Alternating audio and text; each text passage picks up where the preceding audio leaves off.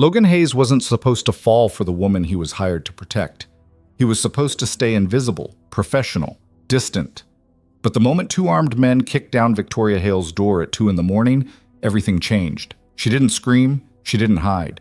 She picked up the gun he'd stashed under the couch and stood her ground. Now, weeks after the blood has been cleaned from the hardwood floors, they sit across from each other in a quiet cafe, and Logan has to make an impossible choice.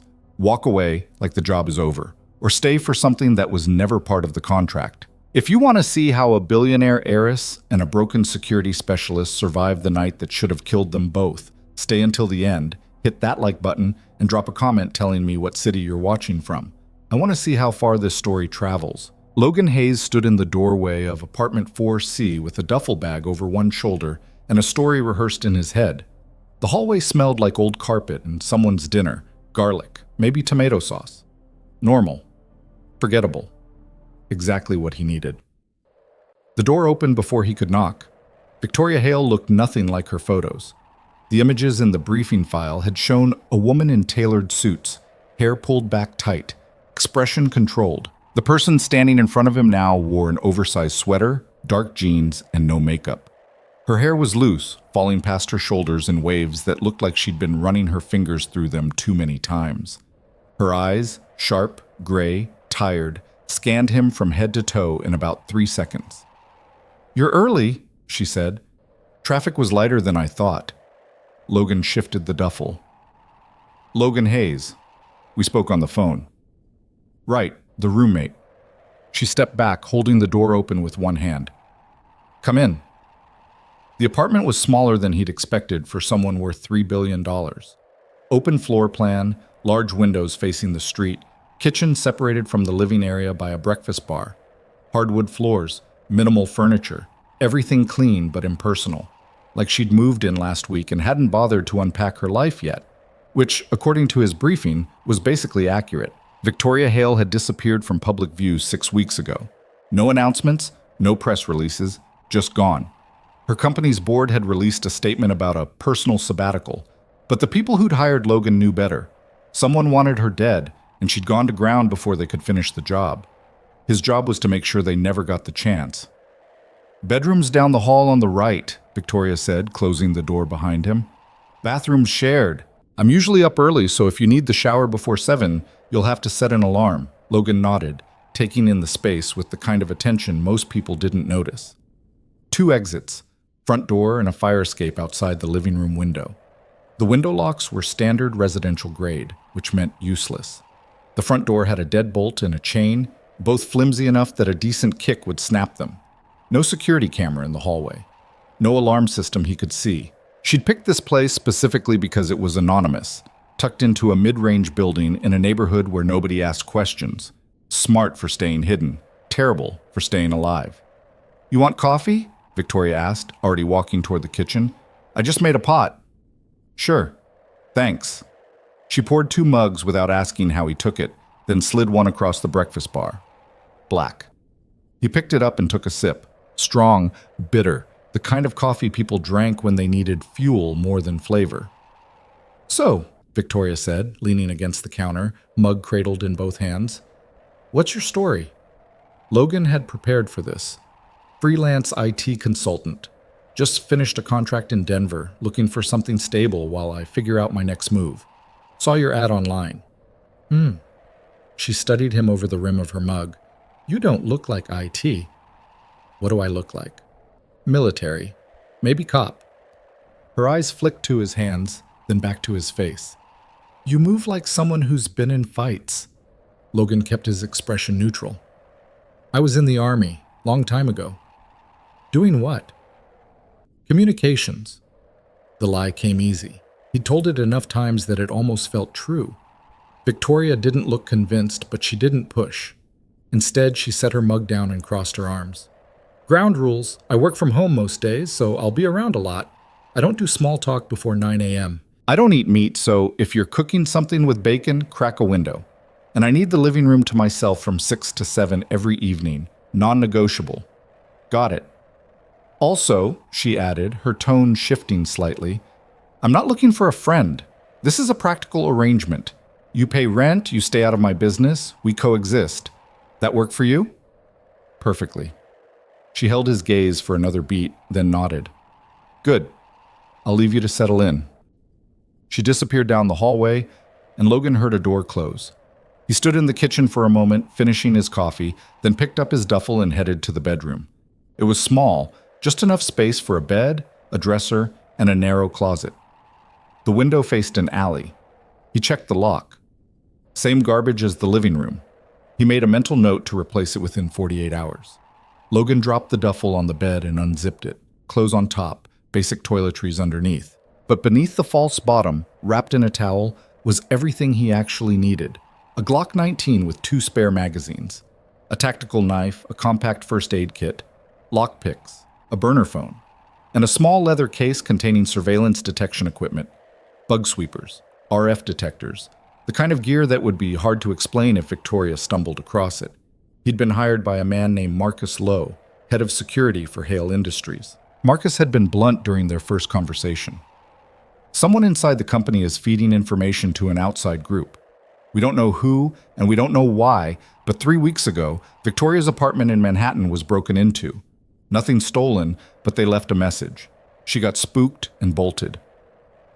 We've been trying to track the leak, but in the meantime, she needs protection. Real protection, not some rent-a-cop standing in a lobby. Logan had listened, asked the right questions, and taken the job. The money was good, but more than that, it was the kind of work he understood. Simple. Clear. Keep someone alive until the threat disappeared. He'd done it before. He repacked the gear, slid the duffel into the closet, and spent the next 20 minutes mapping the apartment in his head. Sightlines, weak points, choke points, where he'd stage a fight if it came to that, where he'd move Victoria if they needed to evacuate fast. By the time he finished, it was nearly 8. He could hear Victoria moving around in her room, the faint sound of a drawer opening and closing. He gave her space, stepping out into the living room to get a better look at the windows.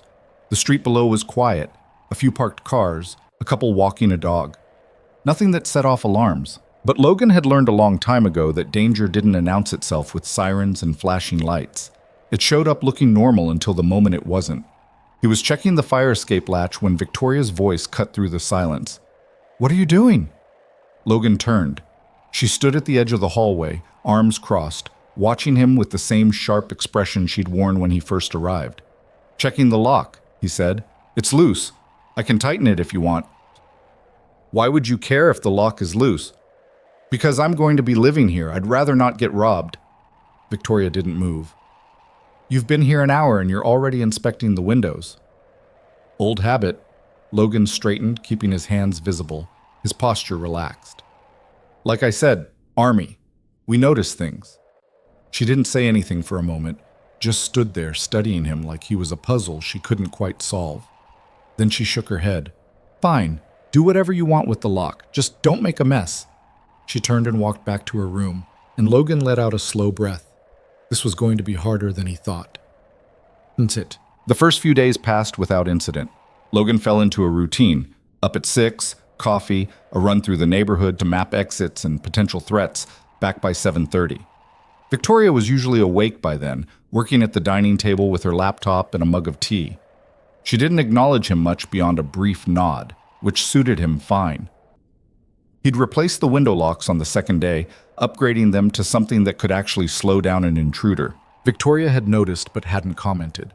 He'd also installed a small motion sensor camera in the hallway outside the apartment, angled so it couldn't see inside but would catch anyone loitering near the door. That one he kept to himself. On the 4th night, Logan woke at 2 a.m. to the sound of footsteps in the hallway. He was on his feet before his brain fully registered what had pulled him out of sleep, hand already reaching for the Glock he kept under his pillow. He moved to the door, listened. The footsteps were light, deliberate. Not someone stumbling to the bathroom, someone pacing. He cracked the door and saw Victoria standing in the living room, silhouetted against the window. She was staring down at the street, her arms wrapped around herself like she was cold. Logan hesitated, then stepped out into the hallway. "You okay?" She didn't turn. "Couldn't sleep." "Yeah, I get that. Do you?" She glanced over her shoulder, her expression unreadable in the dim light. You seem like the type who sleeps just fine. Logan crossed to the kitchen, keeping his distance. Not really. I'm just good at faking it. That earned him something close to a smile. Not quite, but enough that he noticed. There's a car, Victoria said quietly, turning back to the window. Silver sedan. It's been parked across the street for the last 3 nights. Same spot. No one gets in or out. Logan's pulse kicked up, but he kept his voice calm. Could be someone who works nights.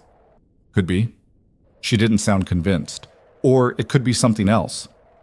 He moved to the window, standing a few feet to her left, so he could see the street without crowding her. The silver sedan was there, parked under a broken streetlight. No movement inside that he could see, but the angle made it hard to tell. You have a lot of people who'd want to know where you are? Logan asked. Victoria let out a soft, humorless laugh. More than I'd like. Business or personal? Does it matter? Might. She turned to face him fully, and for the first time since he'd arrived, he saw something other than control in her expression. She looked tired, not just physically, but the kind of tired that came from carrying weight no one else could see. I didn't ask for a therapist, she said. I asked for a roommate. Fair enough. Logan stepped back, giving her space. But if you're worried about that car, I can check it out tomorrow. See if it's still there.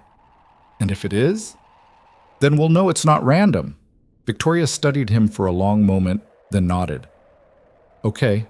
She walked past him toward the hallway, then stopped. Logan. Yeah? Thanks. She didn't wait for a response, just disappeared into her room and closed the door. Logan stayed at the window for another 20 minutes, watching the sedan. It didn't move. No one approached it. But he took a photo with his phone and sent it to Marcus with a short message. Possible surveillance. Running plates tomorrow. Marcus responded within 5 minutes. Be careful. Don't spook her. Logan pocketed the phone and went back to bed, but he didn't sleep. The sedan was gone by morning. Logan checked the street from 3 different angles, but there was no sign of it. He ran the plates anyway, or tried to. The partial he'd captured from the photo came back to a rental company in Newark, but when he called posing as a customer service rep, they told him the car had been returned 2 days ago, which meant either Victoria had been seeing things or someone was rotating vehicles. He was betting on the latter. That evening, Victoria claimed the living room for her usual hour alone. Logan stayed in his room, using the time to sweep the apartment for bugs. He found the first one behind the kitchen outlet, a small wireless transmitter no bigger than a button. The second was in the living room, tucked inside the base of a lamp. His jaw tightened. Someone had been inside. Recently, he disabled both devices without removing them. If whoever planted them was listening, he didn't want to tip them off that he'd found their toys.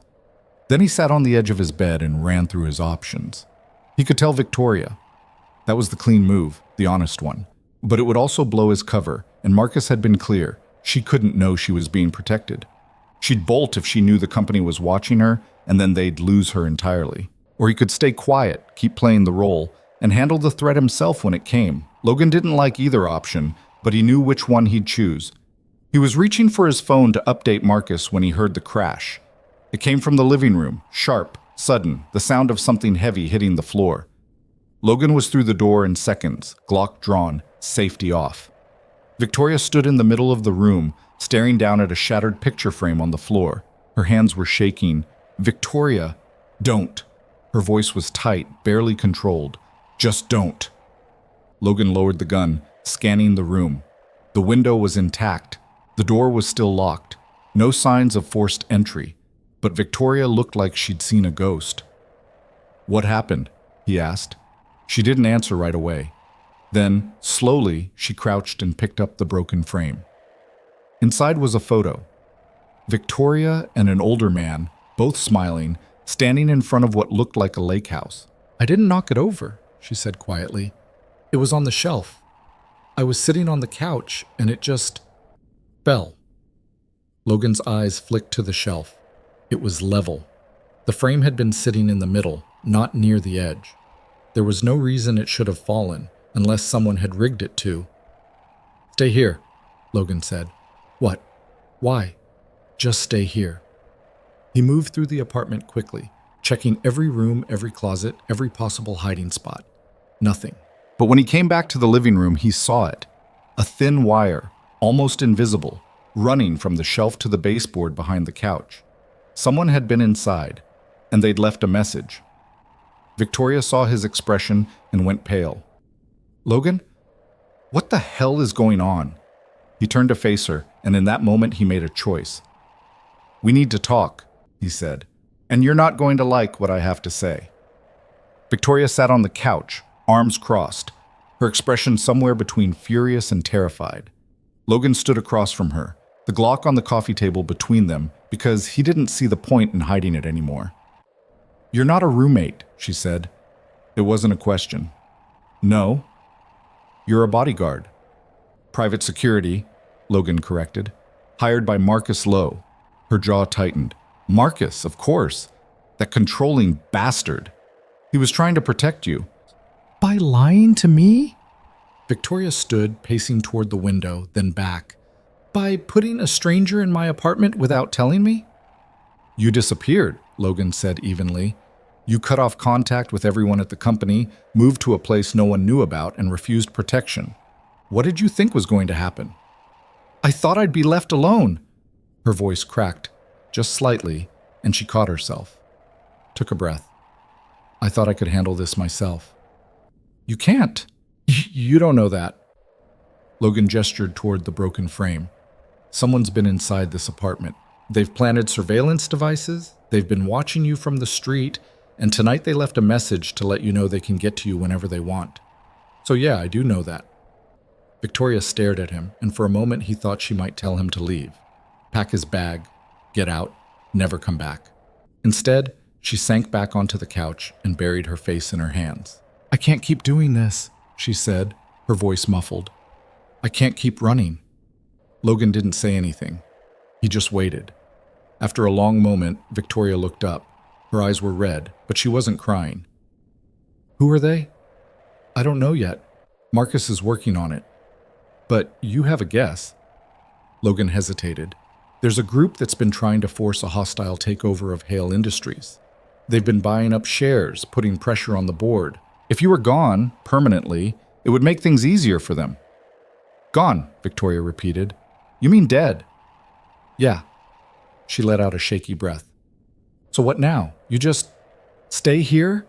Play bodyguard until they give up?" "Until Marcus identifies who's behind it, and we can shut them down. Yeah." Victoria laughed, but there was no humor in it. "And I'm supposed to just go along with this?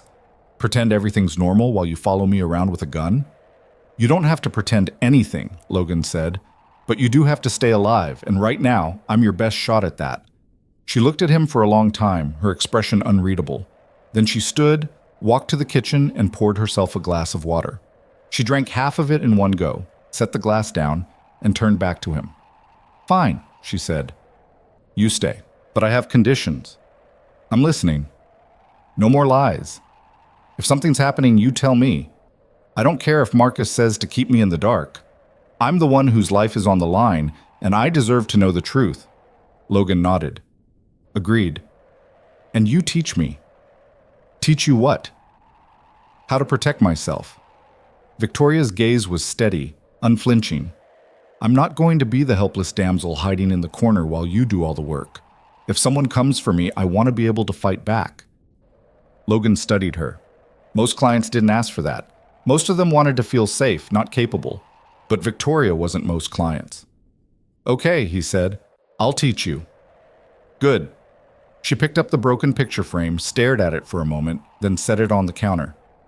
"Now get that wire out of my wall before I lose my mind." Logan almost smiled. Almost. Mots. Over the next week, the apartment transformed into something between a safe house and a training ground. Logan removed the surveillance devices and sent them to Marcus for analysis. He installed better locks, reinforced the door frame, and set up a series of motion-activated cameras covering every approach to the building. He also swept the place twice a day, checking for new bugs, new signs of entry. And every evening, after Victoria finished her work, he taught her how to survive. They started with awareness: how to spot a tail, how to identify escape routes, how to read a room for threats. Victoria was a fast learner, sharp and focused in a way that didn't surprise him. She asked good questions, pushed back when something didn't make sense, and didn't waste time on things that wouldn't help her stay alive. Then they moved on to physical skills. Basic self-defense, pressure points, how to break a grip. Logan didn't go easy on her, and she didn't ask him to. The first time he put her in a headlock and told her to get out, she struggled for 30 seconds before figuring out the angle. The second time she did it in 10. "You're strong," Logan said one night, after she'd managed to flip him onto his back using his own momentum. "Stronger than you think." Victoria was breathing hard, sweat beading on her forehead. "I don't feel strong." "You wouldn't be here if you weren't." She looked at him, something shifting in her expression. "Why are you really doing this, Logan? It's my job." "Bullshit."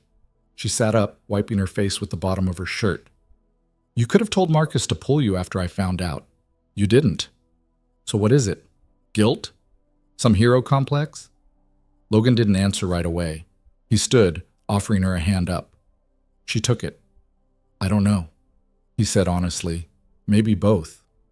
Victoria held his gaze for a moment, then nodded. "Okay." That was the night things started to shift between them. It wasn't dramatic. There was no moment of sudden realization, no grand gesture. But the walls they'd both been keeping up, careful, professional, distant, started to crack.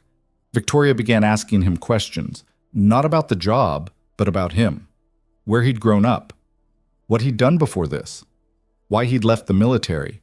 Logan answered some of them, dodged others. But he found himself talking more than he had in years, filling the silence in ways that felt almost normal. And Victoria talked too. About her father, the man in the photo, who'd built Hale Industries from nothing and died of a heart attack 2 years ago. About the board members who looked at her like she was a placeholder, a figurehead who'd step aside once they found someone more suitable. About the pressure, the exhaustion, the loneliness of being the youngest billionaire in the room, and the least believed. "They think I'm going to fail," she said one night, sitting on the couch with a mug of tea. "They're waiting for it, and part of me wonders if they're right." "They're not," Logan said. "How do you know?" "Because you're still here." Victoria looked at him, and something in her expression softened. "You really believe that?" "Yeah, I do." She didn't say anything else, just took another sip of tea. But the silence between them felt different than it had before. Less like two strangers sharing space, more like two people learning to trust each other. On the 10th night, everything went to hell. Logan woke to the sound of footsteps in the hallway, heavier than Victoria's, deliberate and fast. He was out of bed in seconds, Glock in hand, moving toward the door. The front lock clicked. Someone was picking it. Logan's mind went cold and clear. He crossed the living room in 4 strides, positioned himself behind the kitchen counter, and aimed at the door. It swung open. 2 men stepped inside, both armed, both wearing dark clothes and gloves. The first one swept the room with his weapon, and Logan didn't wait. He fired twice. The first man went down hard, clutching his shoulder. The second dove to the side, returning fire. The shot went wide, punching through the drywall behind Logan's head. Victoria's scream cut through the chaos. "Stay down!" Logan shouted, moving toward the hallway. He couldn't see her, couldn't tell if she was safe, and that terrified him more than the gun pointed at his chest. The second man fired again. This time, the shot clipped Logan's side, a white-hot line of pain that made him stumble. But he didn't stop. He closed the distance, slammed into the man before he could fire a third time, and they went down together. It was brutal, close. The kind of fight where there were no rules, just survival. Logan drove his elbow into the man's throat, felt something crack, and ripped the gun from his hand. He rolled away, breathing hard, and leveled the weapon at the first man, who was trying to crawl toward the door. "Don't move," Logan growled. The man froze. Logan's side was on fire, blood soaking through his shirt, but he kept the gun steady. "Victoria." "I'm here." Her voice came from the hallway, shaky but clear. Logan turned his head just enough to see her standing in the doorway to her room, holding the Glock he'd stashed in the living room. Her hands were trembling, but the gun was pointed at the floor. Safe. "You okay?" Logan asked. "No, but I'm alive." "Good." He looked back at the 2 men on the floor. "Call 911. Tell them we need police and an ambulance."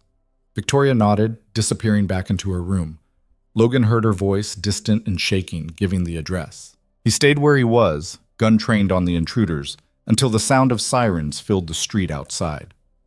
The cops came first, then the paramedics, then Marcus, looking like he'd aged 10 years in the last hour. Logan sat on the back of an ambulance while a medic stitched up the graze on his side. It hurt like hell, but he'd had worse. Victoria stood a few feet away, wrapped in a blanket someone had given her, talking to a detective. Marcus approached, his expression grim. "You good?" "I'll live." "The guys they arrested, they're not talking yet, but we pulled prints. One of them has ties to a shell company linked to the takeover group." Logan nodded. "So we were right." "Yeah, it doesn't make me feel any better." Marcus glanced toward Victoria. "How's she holding up?" "Better than most people would." "You told her everything?" "Yeah," Marcus sighed. "I figured. Look, Logan, the contract's fulfilled. The threat's been identified, arrests are being made, you're off the hook. I can have someone else take over if—" "No," Marcus raised an eyebrow. "No? I'm staying." "Logan, I said I'm staying." Logan looked at him. "Unless she tells me to leave, I'm not going anywhere." Marcus studied him for a long moment, then nodded. "All right, I'll keep you on the payroll." "I don't care about the payroll." "I know."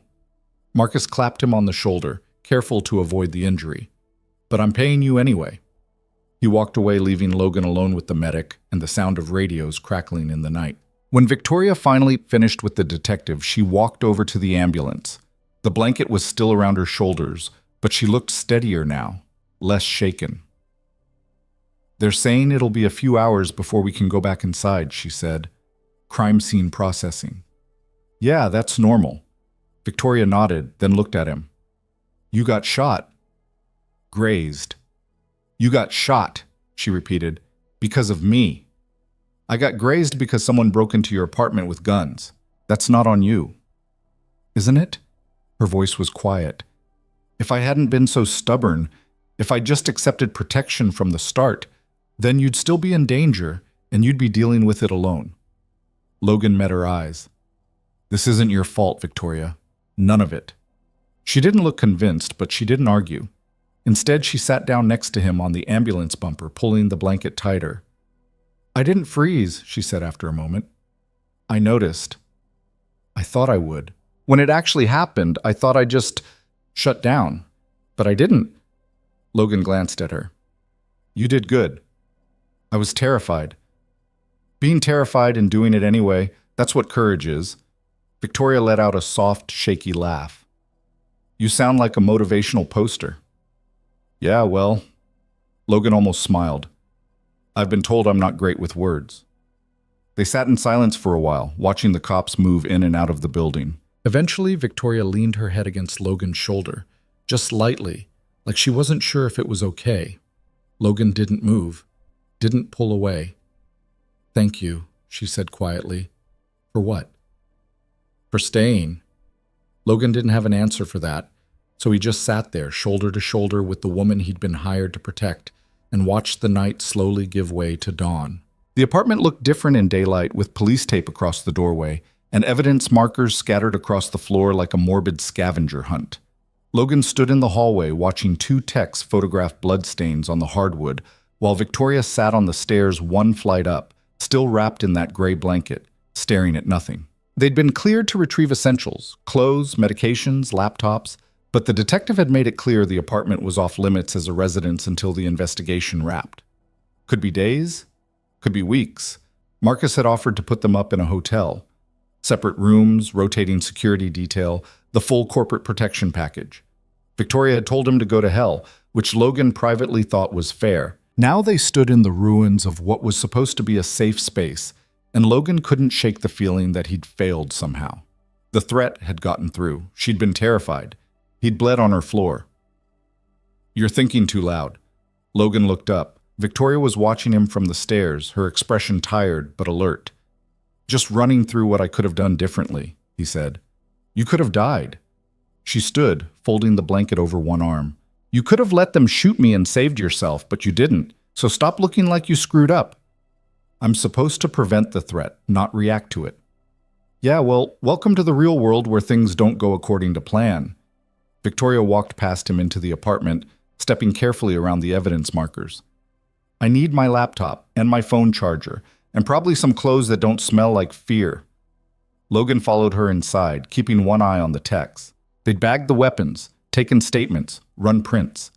The two men who'd broken in were in custody at different hospitals, one with a dislocated shoulder and cracked collarbone, the other with a crushed larynx that would probably require surgery. Logan didn't feel bad about either. Victoria emerged from her bedroom with a duffel bag, moving efficiently despite the exhaustion written across her face. She grabbed her laptop from the dining table, unplugged her charger from the wall, and stuffed both into the bag without a word. "Where are you going to go?" Logan asked. "I don't know yet." She zipped the bag. "Somewhere that isn't here. Marcus can set you up." "I don't want Marcus's help." Victoria's voice was sharp, final. "I don't want a hotel room with guards outside my door. I don't want to feel like a prisoner in another box." Then what do you want?" She looked at him, and for a moment he saw past the control, past the exhaustion. She looked lost. "I want to stop running," she said quietly. "But I don't know how." Logan picked up his own bag from where he'd left it by the door. "There's a place about 40 minutes outside the city. Cabin. Off the grid, no paper trail. Friend of mine owns it, but he's overseas for the next 6 months.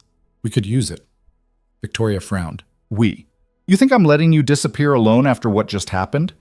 You don't work for me, Logan. The contract's done." Marcus said, "I don't care what Marcus said." Logan met her eyes. "I'm not leaving you to deal with this by yourself." She studied him for a long moment, and he could see her weighing options, calculating risks. Finally, she nodded. "Okay, but I'm driving." The cabin sat at the end of a gravel road that wound through dense pine forest. Far enough from the main highway that you couldn't hear traffic, close enough to civilization that they wouldn't starve if supplies ran low. It was small, 2 bedrooms, 1 bathroom, a kitchen that opened into a living area with a stone fireplace. But it was solid, well-maintained, the kind of place someone actually used, not just a weekend getaway gathering dust. Victoria walked through the space slowly, taking in the rough-hewn furniture, the faded quilts on the beds, the shelf of dog-eared paperbacks by the fireplace. "Your friend has decent taste. He's practical." Logan dropped his bag by the door and checked the windows.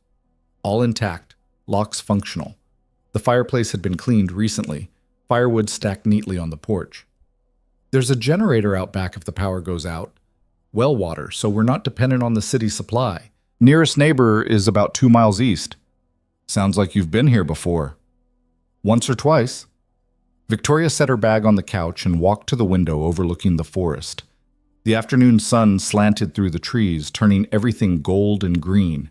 It was quiet in a way the city never was. No sirens, no traffic, no voices bleeding through thin walls. "It's strange," she said after a moment. "I spent 6 weeks hiding in that apartment, trying to disappear. And I never felt safe. Now, I'm in the middle of nowhere with a man I've known for 2 weeks, and it's the first time I've actually been able to breathe." Logan didn't know what to say to that, so he just started unpacking. Food first. They'd stopped at a grocery store on the way, stocking up on basics that wouldn't spoil. Then gear. He'd retrieved the equipment from his apartment during the brief window the police had allowed, and now he laid it out methodically on the kitchen counter. Spare magazines, first aid supplies, the bug detector, a police scanner he'd picked up years ago. Victoria watched him work. "You really think they'll try again?" "I think they invested time and resources into getting to you. 2 guys in custody won't stop that. It'll just make them more careful." "Encouraging." "I'm not here to be encouraging. I'm here to keep you alive." Logan looked at her. "Which means we need to establish some rules." "Of course we do." Victoria leaned against the counter, arms crossed. "Let me guess. I stay inside, don't answer the door, don't use my real name if anyone asks." "That's a start. Also, no social media, no calls unless absolutely necessary, and when you do call, use the burner phone I'm giving you. No patterns. If you go for a walk, you tell me first. If something feels wrong, you say so immediately." "Anything else, Warden?" Logan ignored the sarcasm. "Yeah, you keep training every day. Because if something happens and I'm not standing next to you, I need to know you can handle yourself. Victoria's expression shifted slightly. Less defensive, more thoughtful. Okay.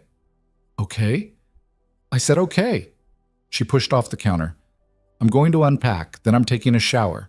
Then I'm going to sit on that porch and drink something stronger than tea, and you're going to stop looking at me like I'm going to shatter if you breathe wrong. Logan almost smiled. Deal.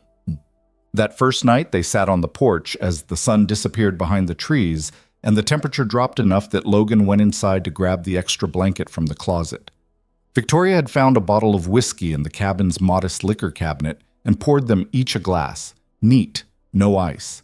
She'd changed into jeans and a sweater that looked too big for her, probably something she'd grabbed without thinking. Her hair was still damp from the shower, curling slightly at the ends. She looked younger like this, less like a billionaire and more like someone who'd just survived something terrible and didn't quite know what to do with the aftermath. Tell me about the guy who owns this place, Victoria said, nursing her whiskey. His name's Rafe. We served together. Afghanistan? Logan nodded. And he just lets you use his cabin whenever you need to disappear? We've kept each other alive a few times. Builds trust. Victoria was quiet for a moment, watching the trees sway in the wind. Do you miss it, the military? Sometimes. Not the war, but the clarity. Logan took a sip of whiskey, felt the burn settle in his chest. You know what your job is. You know who's on your side. Everything else is just noise. And now? Now it's complicated. Because of me. Because nothing about civilian life is simple. Logan set his glass on the porch railing. But yeah, you're part of it. Victoria looked at him, and there was something in her expression he couldn't quite read. Not anger, not fear. Something softer. I'm sorry, she said. For what? For being difficult. For not trusting Marcus. For putting you in a position where you got hurt because I was too stubborn to accept help. You don't need to apologize for wanting control over your own life. Even when it almost gets us both killed? Logan met her eyes. Especially then.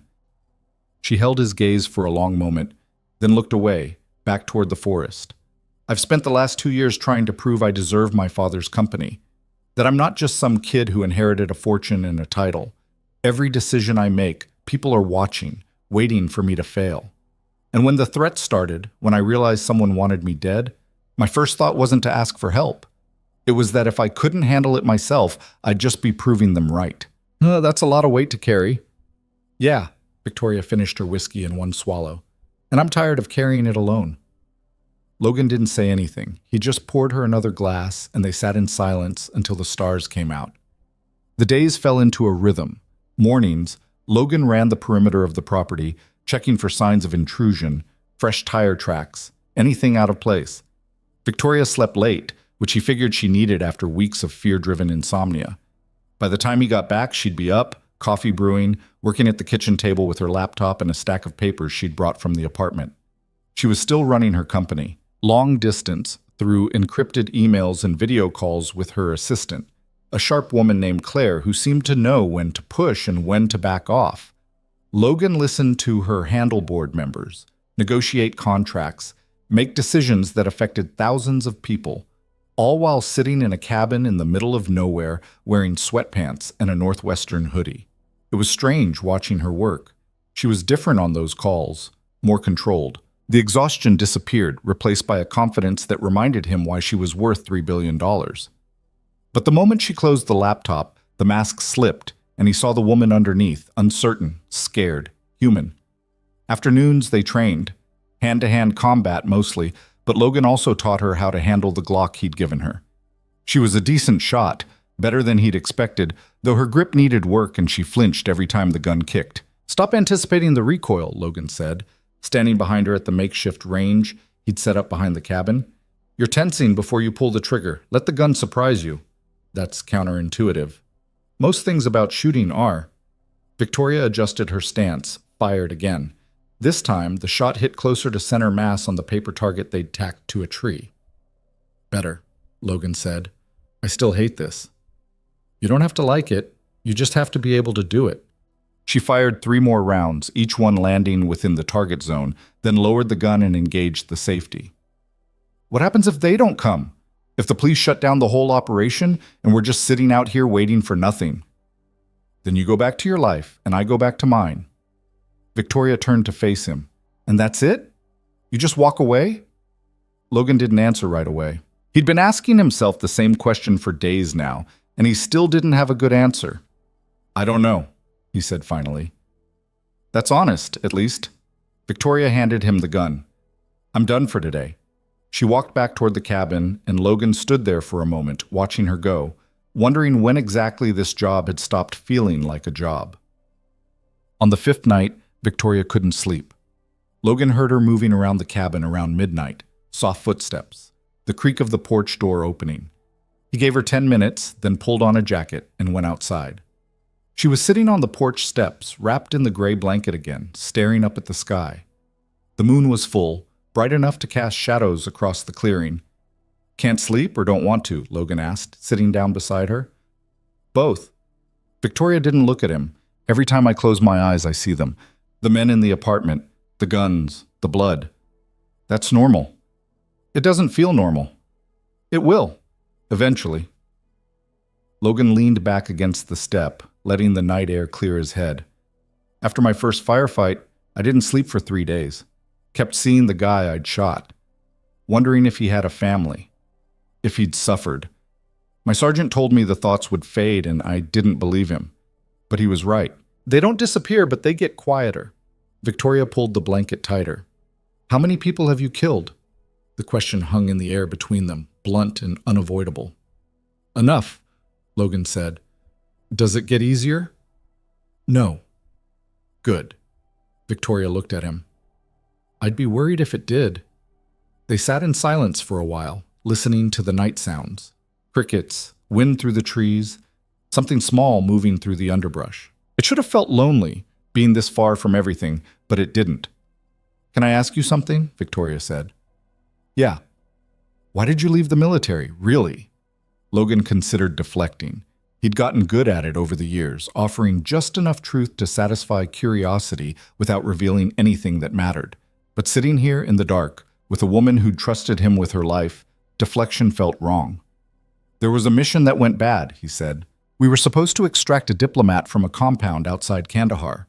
Intel said it was lightly guarded. It wasn't. We got pinned down, took heavy fire, lost 2 guys before we even made it inside.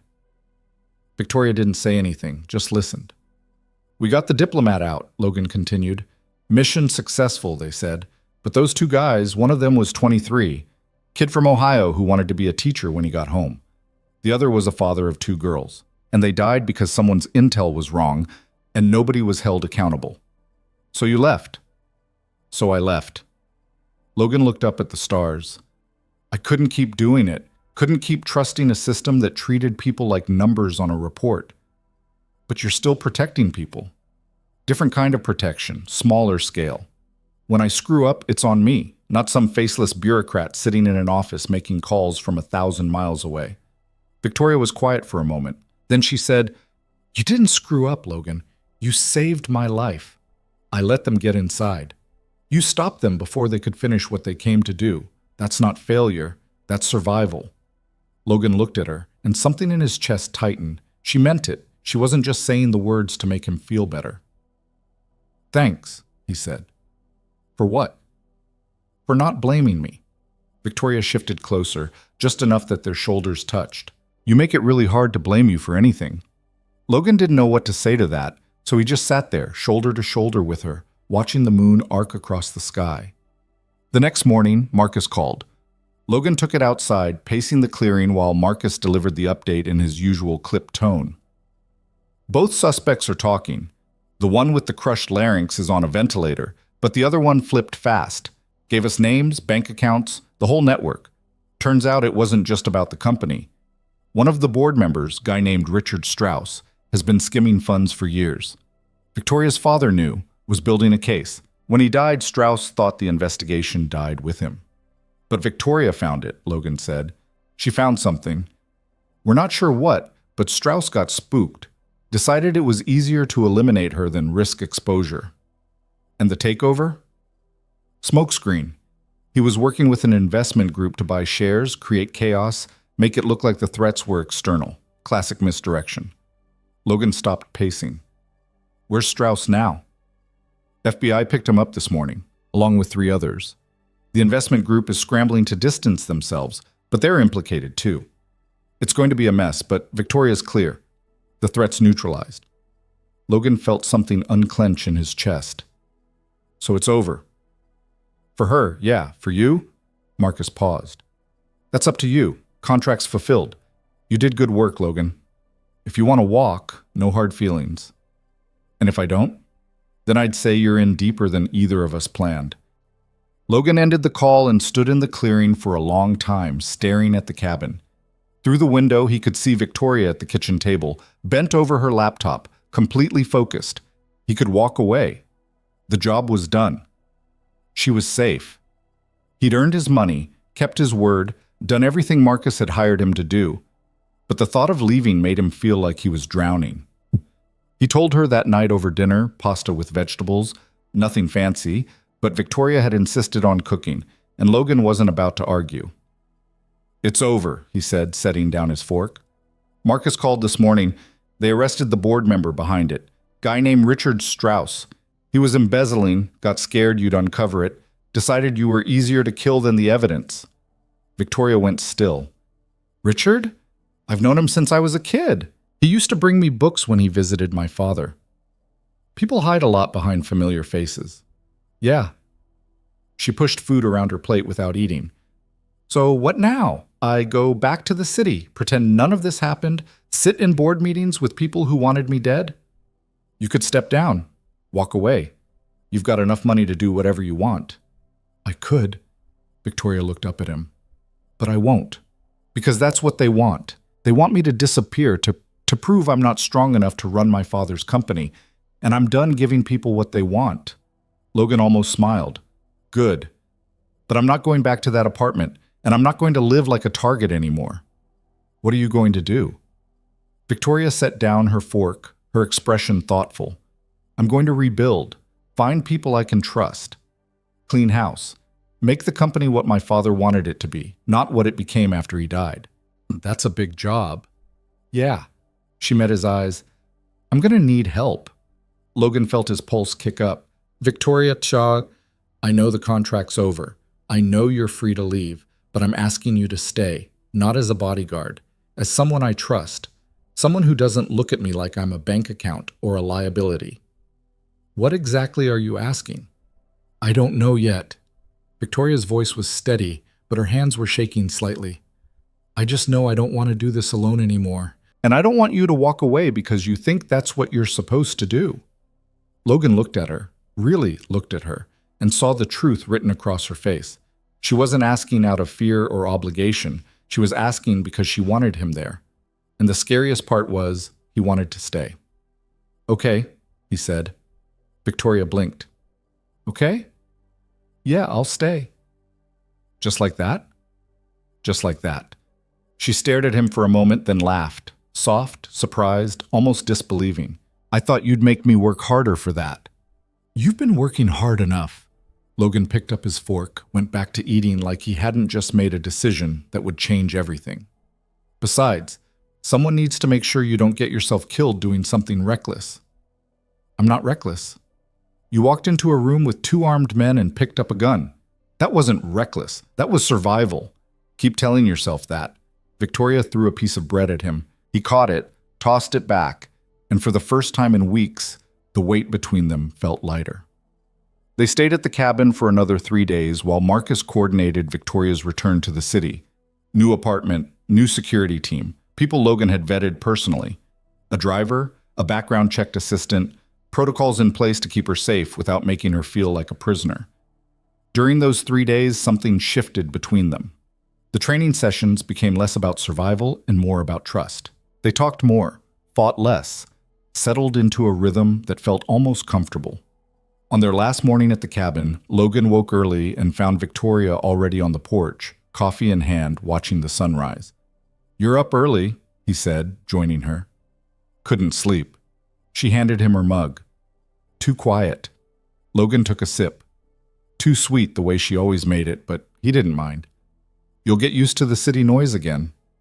I'm not sure I want to. But Victoria leaned against the railing, arms crossed. I like it here. It's simple. Nothing about your life is simple. Maybe it could be. Logan looked at her, and he saw it again. That vulnerability she worked so hard to hide. The part of her that wanted to stop fighting, stop proving herself, stop carrying the weight of a billion-dollar company and a dead father's legacy. It won't be, he said honestly. Not for a while, but it'll get better. You promise? No, but I'll be there while you figure it out. Victoria smiled, small, real, the kind of smile he was starting to realize he'd do just about anything to see again. Good, she said, because I'm going to hold you to that. They left the cabin just after noon, the gravel road crunching under the tires as Victoria drove them back toward the city. Logan watched the trees thin out, the houses appear, the noise and chaos of civilization creep back in. His phone buzzed, a text from Marcus. New apartments ready, security team briefed. You're all set. Logan pocketed the phone and looked over at Victoria. She was focused on the road, one hand on the wheel, the other tapping a rhythm against her thigh. You nervous? He asked. Terrified. She didn't look at him. But I'm doing it anyway. That's all you can do. Is it enough? Logan thought about the firefight in Afghanistan, the men he'd lost, the guilt he still carried, the choice he'd made to walk away from the military, and the choice he was making now to stay with her. Yeah, he said. It's enough. Victoria glanced at him, something soft in her expression. Then she turned back to the road, and they drove the rest of the way in silence. By the time they reached the city, the sun was setting, painting the skyline in shades of orange and gold. Victoria pulled up in front of a sleek high-rise downtown, and Logan saw the security team waiting in the lobby. 3 people he'd personally interviewed, each one solid, capable, trustworthy. Marcus was there too, arms crossed, looking like he hadn't slept in days. Welcome back, he said as they climbed out of the car. Thanks. Victoria grabbed her bag from the trunk. I assume everything's in order? Down to the last detail. Apartments on the 20th floor, corner unit, full security system, panic button in every room, vetted building staff. You'll be safe here. Safe, Victoria repeated like she was testing the word. Then she looked at Logan. You coming up? Yeah, I'll help you get settled. They rode the elevator in silence, Marcus briefing them on protocols, emergency exits, security rotations. Logan half listened, his attention on Victoria. She looked calm, composed, but he could see the tension in her shoulders, the way her hand gripped the strap of her bag just a little too tight. The apartment was exactly what Marcus had promised. Modern, secure, impersonal. Floor-to-ceiling windows, clean lines, furniture that looked expensive but not lived in. Victoria walked through the space slowly, her expression unreadable. It's nice, she said finally. You hate it, Logan said. She almost smiled. I don't hate it. It's just not the cabin. No, it's not. Marcus cleared his throat. I'll leave you two to it. Logan, you've got my number if anything comes up. Victoria, Claire will be here tomorrow morning to go over your schedule. Thanks, Marcus. Victoria shook his hand. For everything. Marcus nodded, then left, closing the door behind him. Logan and Victoria stood in the middle of the empty living room, and for a moment, neither of them said anything. So, Victoria said, this is it. New apartment, new security, new start. Yeah. You're really staying? Logan looked at her. This woman who'd gone from stranger to client to something he didn't have a word for yet. I said I would. I know. I just needed to hear it again. I'm staying, Victoria. She nodded, and he saw relief wash over her face. Okay, good. They unpacked together, filling the silence with small tasks, hanging clothes, arranging books, setting up her laptop on the dining table. It was domestic in a way that felt strange and right at the same time. When they were done, Victoria collapsed onto the couch, exhausted. Logan sat in the chair across from her, and they just breathed for a while. Thank you, Victoria said quietly, for not giving up on me. You make it sound like it was hard. Wasn't it? Logan thought about it. The lies, the danger, the moments when he'd thought they wouldn't make it. But he also thought about the conversations on the porch, the way she'd stood her ground when the men broke in, the trust she'd given him even when she had every reason not to. "No," he said. "It wasn't hard." Victoria looked at him, and something passed between them. An understanding, a promise, the beginning of something neither of them could name yet. "Stay for dinner," she said. "I'll order takeout. We can pretend this is normal for a few hours." Logan smiled. "Yeah, okay." And for the first time in longer than he could remember, normal didn't sound so bad. The takeout arrived 40 minutes later. Thai food from a place Victoria said used to deliver to her old office. They ate on the couch with the containers spread across the coffee table, and for a while, it almost felt like they were just two people sharing a meal instead of a billionaire and the man hired to keep her alive. "This is weird," Victoria said, stabbing at her pad thai with chopsticks. "The food? No, this, us, sitting here like everything's fine when 3 days ago someone tried to kill me." Logan took a bite of his curry. "What else are you supposed to do? Hide in a corner until you feel normal again?" "I don't know if I remember what normal feels like." "Then make a new normal." Victoria looked at him over her container. "You make it sound easy." "It's not. But pretending the bad stuff didn't happen doesn't make it go away. You just learn to live around it." She set down her chopsticks. "Is that what you did after Afghanistan?" Logan hadn't expected her to circle back to that, but he should have. Victoria didn't let things go once she started pulling at threads. "Yeah," he said. "Took a while, though. I spent about 6 months after I got out doing nothing, just sitting in a crappy apartment in Philadelphia, ordering pizza, watching TV. Thought if I ignored it long enough, it would fade." "Did it?" "No, it got worse." Logan set his own food down, leaning back against the couch. "My buddy Rafe, the one who owns the cabin, he showed up one day, dragged me out of the apartment, and told me I was wasting my life feeling sorry for myself. Said if I didn't figure out what I wanted to do next, I'd end up dead or worse." "What's worse than dead?" "Empty, going through the motions without actually living." Victoria was quiet for a moment, turning that over. "And that's when you started doing security work?" "Not right away. First I got a job at a construction site. Manual labor, nothing complicated. Gave me something to do with my hands while I figured my shit out. Then one of the guys I worked with mentioned his sister needed security for a business trip to Brazil. I took the job, realized I was good at it, and it kind of grew from there. And now you're here, eating Thai food with a woman who can't seem to stop attracting people who want her dead." Logan almost smiled. "Could be worse." "How?" "You could be boring." Victoria laughed, surprised, genuine. "I'll take that as a compliment." "You should."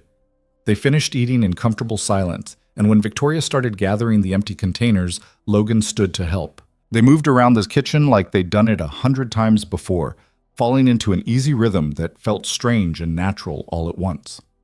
"I have a board meeting tomorrow," Victoria said, rinsing her hands in the sink. "First one since everything happened. Marcus thinks I should address what happened directly, but my lawyer says to keep it vague, let the criminal investigation speak for itself." "What do you want to do?" "I want to walk in there and tell them exactly what Richard did. How he tried to have me killed because I was getting too close to his embezzlement scheme. How half the board probably knew something was wrong and did nothing." She dried her hands on a towel, her jaw tight. "But that would be messy. And billionaires don't do messy." "Says who?" "Everyone." Victoria tossed the towel on the counter. "My father used to say that perception is half the battle. If people see you as unstable, emotional, reactive, they'll use it against you. So you stay calm. You stay controlled. You never let them see you sweat." "Sounds exhausting." "It is." She leaned against the counter, arms crossed. "But it's also how you survive in a world that's waiting for you to fail." Logan moved closer, close enough that he could see the tension in her shoulders, the exhaustion she was trying so hard to hide.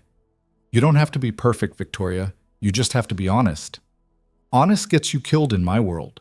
It also earns you respect, real respect, not the kind people give you because they're afraid or because they want something."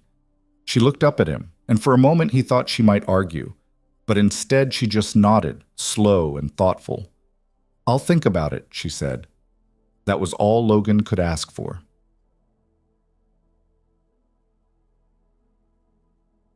It's The next morning, Victoria was up before dawn, dressed in a sharp black suit that made her look every inch the CEO she was supposed to be. Logan watched her move through the apartment with purpose, grabbing files, checking her phone, drinking coffee that was probably too hot, but she didn't seem to notice. "You ready?" he asked. "No, but I'm going anyway." The security team was already waiting downstairs, 2 in the lobby, 1 with the car. Logan had briefed them the night before, gone over every detail of the route, every potential risk. They were good, professional, but he still didn't like the idea of Victoria walking into a room full of people who might want her gone. The drive to Hale Industries headquarters took 20 minutes through morning traffic. Victoria spent most of it reviewing notes on her tablet, her expression focused and unreadable. Logan sat in the front passenger seat, watching the streets, the cars around them, the faces in windows. Old habits. When they pulled up to the building, a small crowd of reporters had gathered near the entrance. Someone must have tipped them off. "Great," Victoria muttered. "Just what I needed." "You want to go through the back entrance?" Logan asked. "No." She straightened her shoulders, lifted her chin. "Let them see me. Let them know I'm not hiding." She stepped out of the car before Logan could argue, and the reporters swarmed immediately. Cameras flashed, voices overlapped, questions flying faster than anyone could answer. "Ms. Hale, is it true there was an attempt on your life? Can you confirm that Richard Strauss has been arrested? Are you stepping down from your position at Hale Industries?" Victoria didn't break stride. She walked through the crowd with her head high, ignoring the questions, and Logan stayed close, one hand hovering near his jacket where he kept his weapon. The security team formed a loose perimeter, keeping the reporters at bay without being aggressive. They made it inside without incident, and the moment the doors closed behind them, Victoria let out a breath. "I hate reporters," she said. "They're just doing their job." "Their job is making my life harder." Logan didn't argue. He followed her to the elevator, and they rode up to the executive floor in silence. The hallway was sleek, modern, all glass and chrome. Victoria's heels clicked against the polished floor as she walked toward the boardroom, and Logan could see the shift happening in real time.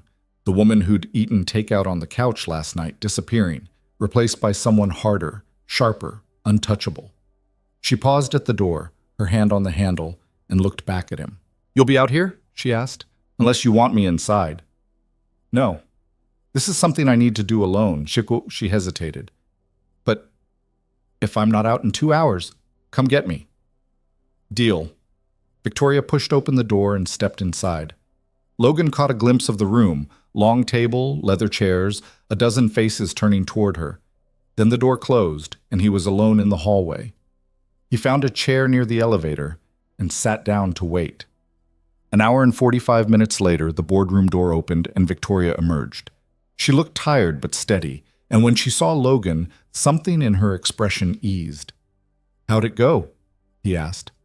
"Better than I expected. Worse than I hoped." She started walking toward the elevator, and Logan fell into step beside her. Half of them wanted to offer condolences and pretend they had no idea what Richard was doing. The other half wanted to know if I was planning to sue the company for negligence. "Are you?"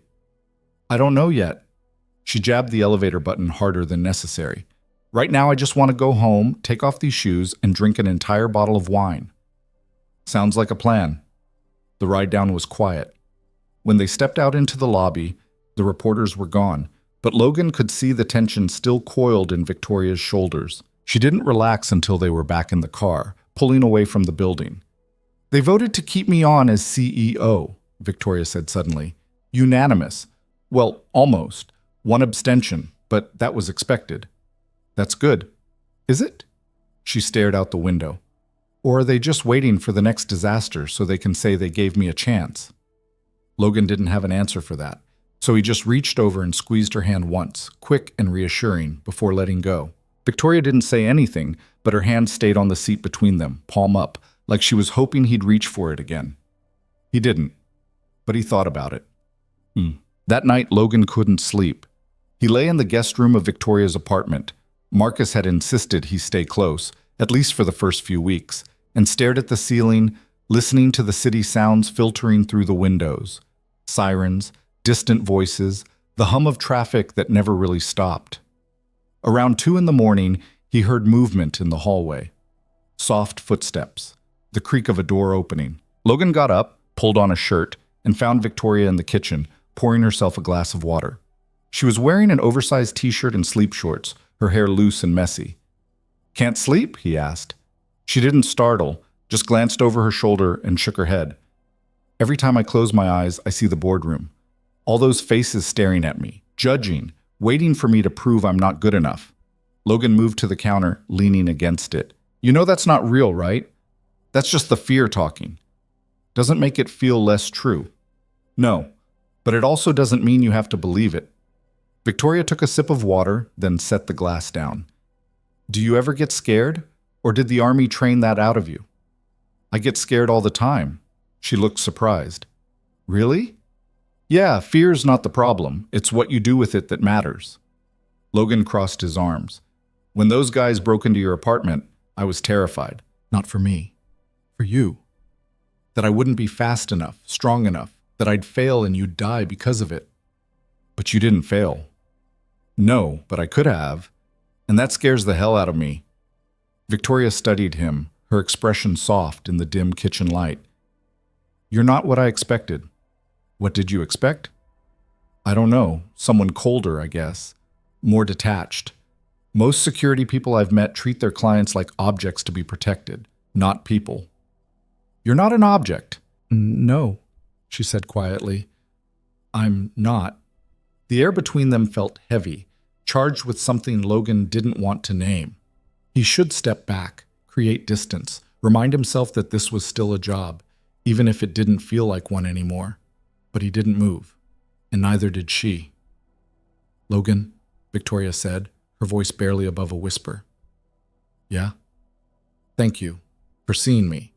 Not just the money or the company or the target on my back, just me." Logan's chest tightened. "You make it easy." She smiled, small, uncertain, hopeful. Then she picked up her glass and walked back toward her room, pausing in the doorway. "Good night, Logan." "Good night, Victoria." He stayed in the kitchen for a long time after she left, trying to figure out when exactly he'd stopped being able to lie to himself about what this was becoming. The days blurred together after that. Victoria threw herself into work with an intensity that bordered on obsessive, rebuilding her father's company from the inside out.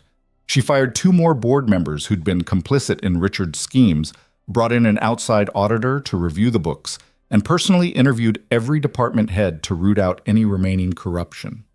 Logan watched her transform. The exhausted, frightened woman who'd sat on the cabin porch wrapped in a blanket was gone, replaced by someone fierce and uncompromising. But he also saw the cost. The late nights, the skipped meals, the way she pushed herself until she was running on fumes and stubbornness. "You need to slow down," he said one evening, finding her at the dining table at midnight, surrounded by financial reports. "I'm fine." "You're not. You've been working for 16 hours straight." Victoria didn't look up from her laptop. "There's too much to do. If I stop now, I'll lose momentum. If you don't stop, you'll collapse." "I don't have time to collapse." Logan reached over and closed her laptop. Victoria's head snapped up, eyes flashing with irritation. "What are you doing?" "Saving you from yourself." He held her gaze. "You can't fix everything in one night, Victoria. And burning yourself out won't bring your father back or undo what Richard did. It'll just make you miserable." "I'm not trying to bring him back," she said, her voice tight. "I'm trying to prove that his faith in me wasn't misplaced. He had faith in you because of who you are, not because you worked yourself to death. You didn't know him." "No, but I know you, and I know he'd want you to take care of yourself." Victoria's jaw clenched, and for a moment Logan thought she might yell at him, tell him to mind his own business, to stop acting like he knew what was best for her. Instead, her shoulders sagged and she looked away. "I don't know how to stop," she said quietly. "If I stop, I have to think about everything that happened. The fear, the betrayal, the fact that someone I trusted tried to have me killed. And I can't handle that right now."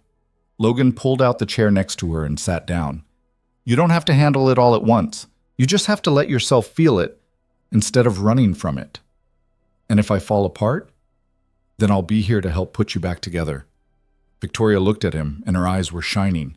Not quite tears, but close. "Why are you so determined to save me?" "Because you're worth saving."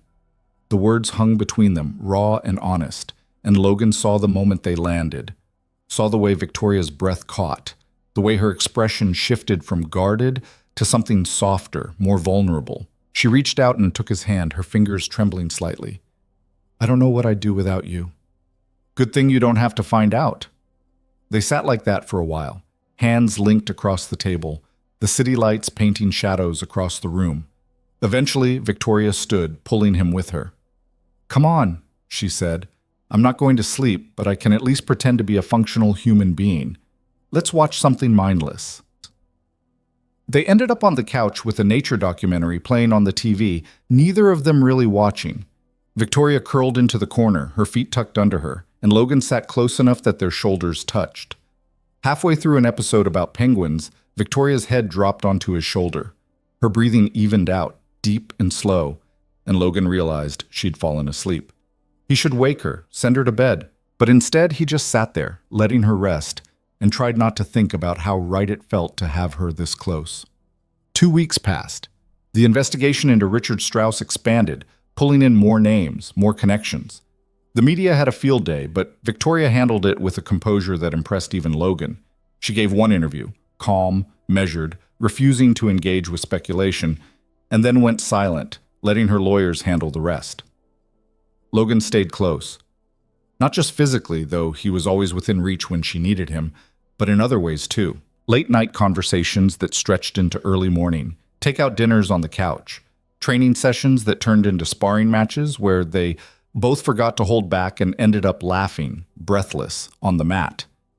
It was easy to pretend this was normal, that they were just two people getting to know each other, not a bodyguard and his client navigating the aftermath of attempted murder.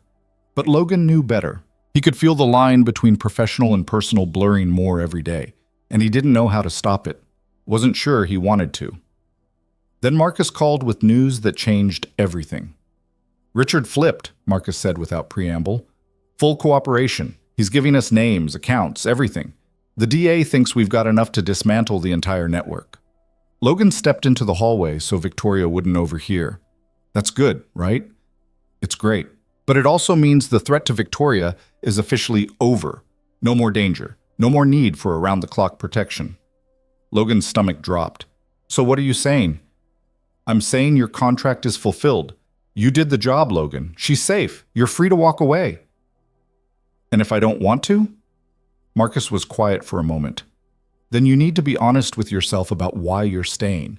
Because this isn't about the job anymore, is it?" Logan didn't answer. "Look," Marcus said, his tone softer. "I've known you for 5 years. You're the best at what you do, and you keep your head straight when everyone else is losing theirs. But I've also never seen you get attached to a client. And if you're staying because you care about her, that's one thing. But if you're staying because you don't know how to let go, that's another. I'm staying because she needs someone she can trust. She has a whole security team for that. It's not the same." "No," Marcus agreed. "It's not. Which is why you need to figure out what this is before it gets messy." The call ended, and Logan stood in the hallway for a long time, staring at his phone. Marcus was right. The job was done. The threat was gone.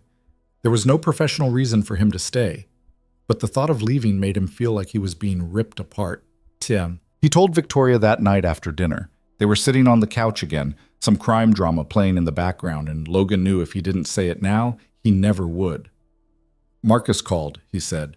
"Richard's cooperating with the DA. The investigation's wrapping up." Victoria muted the TV. "That's good news." "Yeah, it also means the threat's over. You don't need protection anymore."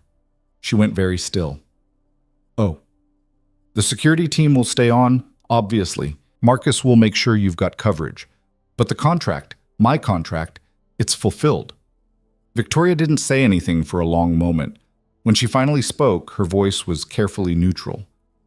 "So you're leaving?" "I don't have to." "But you could." Logan turned to face her. "I could, yes." "And what do you want to do?" That was the question, wasn't it? The one he'd been avoiding since Marcus had called, since the moment he'd sat down on this couch and realized he didn't want to be anywhere else. I want to stay, Logan said. But I need to know that's what you want too. Not because you're scared or because you feel like you owe me. Because you actually want me here. Victoria's eyes searched his face. What if I do? What does that make this? I don't know. That's not very reassuring. I know. Logan leaned forward, resting his elbows on his knees.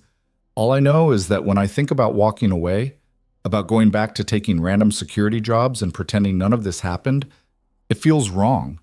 You feel right. This feels right. And I don't know what to do with that. Victoria was quiet. Then she reached out and took his hand, her grip firm and steady. I want you to stay, she said. Not as my bodyguard, just as you. Logan, the person who dragged me out of that apartment, who taught me how to fight, who sat with me in the middle of the night when I couldn't sleep. I want that person in my life. Even if it's complicated? Especially if it's complicated. She smiled, small and uncertain. I've done simple. Simple got me a board full of traitors and a hit out on my head. Complicated at least feels honest. Logan looked at her, really looked at her, and saw the truth in her eyes. She wasn't asking out of fear or obligation. She was asking because she wanted him there. Because she felt it too, this thing building between them that neither of them could name. Okay, he said. Okay? Yeah, I'll stay. Victoria let out a breath and her smile widened, more real this time. Just like that? Just like that. She laughed, the sound bright and surprised, and pulled him into a hug. Logan wrapped his arms around her, holding her close, and for the first time in years, he felt like he was exactly where he was supposed to be. When they pulled apart, Victoria's eyes were bright, her cheeks flushed. So what now? Now we figure it out as we go. That's a terrible plan. You got a better one? No, Victoria grinned. But I'm willing to improvise. Logan almost kissed her then. The moment was there, hanging between them, easy and right. But he held back, not because he didn't want to, but because he wanted to do this right, wanted to make sure they both knew what they were getting into before they crossed that line. So instead, he squeezed her hand and settled back into the couch, and they sat together in comfortable silence, watching the city lights flicker through the windows. It wasn't perfect. It wasn't simple, but it was theirs. The next morning, Logan woke to the sound of Victoria singing in the kitchen. It wasn't good singing, off-key and half-mumbled, like she'd forgotten most of the words, but it was the first time he'd heard her do anything close to carefree since they'd met. He lay there for a moment, listening, then pulled himself out of bed and followed the smell of coffee. Victoria stood at the stove, attempting to flip pancakes with more enthusiasm than skill. She was wearing yoga pants and one of his old army t-shirts that she must have stolen from his laundry, and her hair was piled on top of her head in a messy knot. You're up early, Logan said, leaning against the doorframe. She jumped, spatula flying, and a pancake landed on the floor. Damn it. Sorry. No, you're not. Victoria scooped up the pancake and tossed it in the trash. And for the record, I've been up for an hour. I just didn't want to wake you. You made pancakes. I'm attempting to make pancakes. There's a difference. She gestured at the pan where 3 lumpy, slightly burnt circles sat. They don't look like the pictures. Logan moved to the stove, taking the spatula from her hand. You're cooking them too hot. Turn it down to medium. I had it on medium. No, you had it on medium-high. See the dial? Victoria peered at the stove, then sighed. I'm a billionaire CEO who can negotiate million-dollar contracts in 3 languages, and I can't make pancakes. Everyone's got weaknesses. What's yours? Logan flipped one of the pancakes, watching it brown evenly this time. Letting people get too close. Victoria went quiet. When he glanced over, she was watching him with that look she got sometimes, like she was trying to solve a puzzle and kept finding pieces that didn't fit. And yet here you are, she said, in my kitchen, making pancakes. Yeah, here I am. They ate breakfast at the counter, Victoria critiquing his technique even though his pancakes turned out significantly better than hers. It felt domestic in a way that should have made Logan uncomfortable, but instead it just felt normal. Like maybe this was something they could do, build a life that wasn't about danger or contracts or staying one step ahead of threats. But normal didn't last long. Victoria's phone rang halfway through breakfast, and the moment she looked at the screen, her expression shifted. All the lightness from the morning evaporated. "It's my lawyer," she said, answering. "Hello? Yes, I'm here. What? When did this happen?" Logan watched her face change, confusion giving way to anger, then something harder to read. "I understand," Victoria said, her voice tight. "No, don't do anything yet. I need to think about this. I'll call you back." She ended the call and set the phone down carefully, like it might explode if she moved too fast. "What happened?" Logan asked. "Richard's lawyers are claiming he was coerced, that I manipulated him into embezzling funds, then set him up when he tried to expose me. That's insane. That's corporate warfare." Victoria pushed her plate away, appetite gone. "His legal team is painting me as the villain, young, inexperienced, desperate to prove myself. They're saying I orchestrated the whole thing to consolidate power and eliminate anyone who questioned me." Logan felt anger spike through him. No one's going to believe that. "You'd be surprised what people believe when it's packaged the right way." Victoria stood, pacing to the window. "The board will start second-guessing. Investors will get nervous. Even if the charges don't stick, the accusation alone could destroy everything I've been trying to rebuild." "So what are you going to do?" She turned to face him, and Logan saw the steel in her expression that he'd seen that first day in the boardroom. "I'm going to fight, but I need evidence, something concrete that proves Richard was behind the embezzlement and the attempts on my life, not just testimony from hired thugs." "Marcus might have something." "Then we need to talk to Marcus." They met Marcus at a coffee shop in Midtown, tucked into a corner booth away from windows and curious ears. He looked like he hadn't slept, dark circles under his eyes, coffee cup clutched like a lifeline. "You heard?" Marcus said when they sat down. "About an hour ago," Victoria replied. "Please tell me you've got something that can counter this." Marcus pulled a tablet from his bag and slid it across the table. "Bank records, emails, recorded phone conversations, everything we've compiled over the last month. Richard's been sloppy. He used personal accounts for some of the transfers, sent emails from his work computer that explicitly discussed the embezzlement. And we've got testimony from 3 former employees who he tried to recruit into the scheme." Victoria scrolled through the files, her expression intense. "This is good. Why hasn't the DA released it yet?" "They're building the case carefully. They want it airtight before it goes to trial. But with Richard's new defense strategy, we might need to leak some of this to the press, show people the truth before his version takes root." "That's risky," Logan said. "If it looks like Victoria's manipulating the narrative, it could backfire. And if we don't do anything, Richard controls the story." Marcus looked at Victoria. "It's your call." Victoria set the tablet down, her fingers drumming against the table.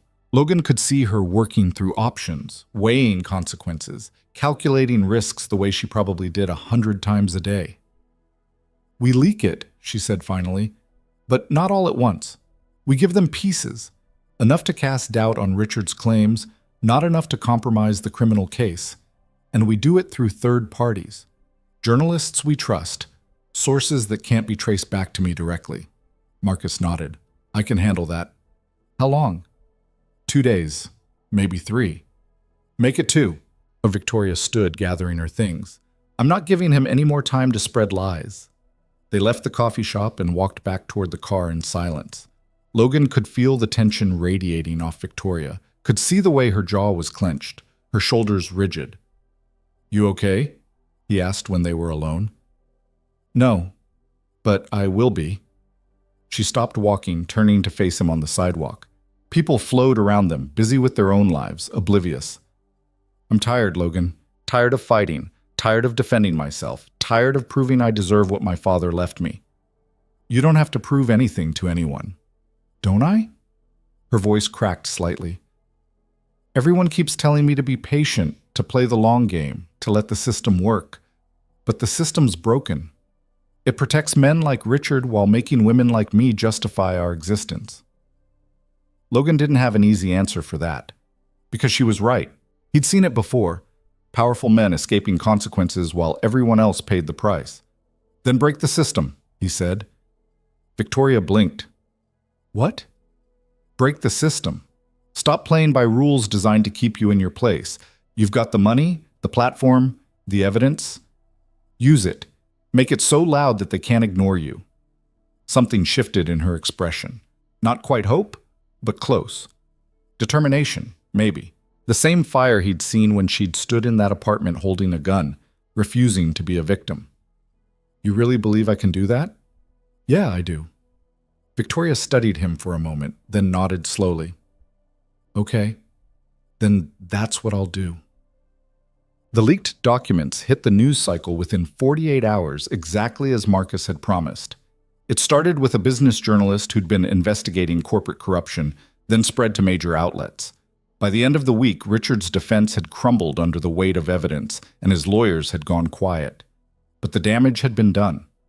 The board was fractured, investors nervous, and Victoria was fielding calls from every media outlet in the country wanting a statement. She gave them one, not through a spokesperson or a carefully worded press release, but in a live interview with a journalist known for asking hard questions and not accepting bullshit answers.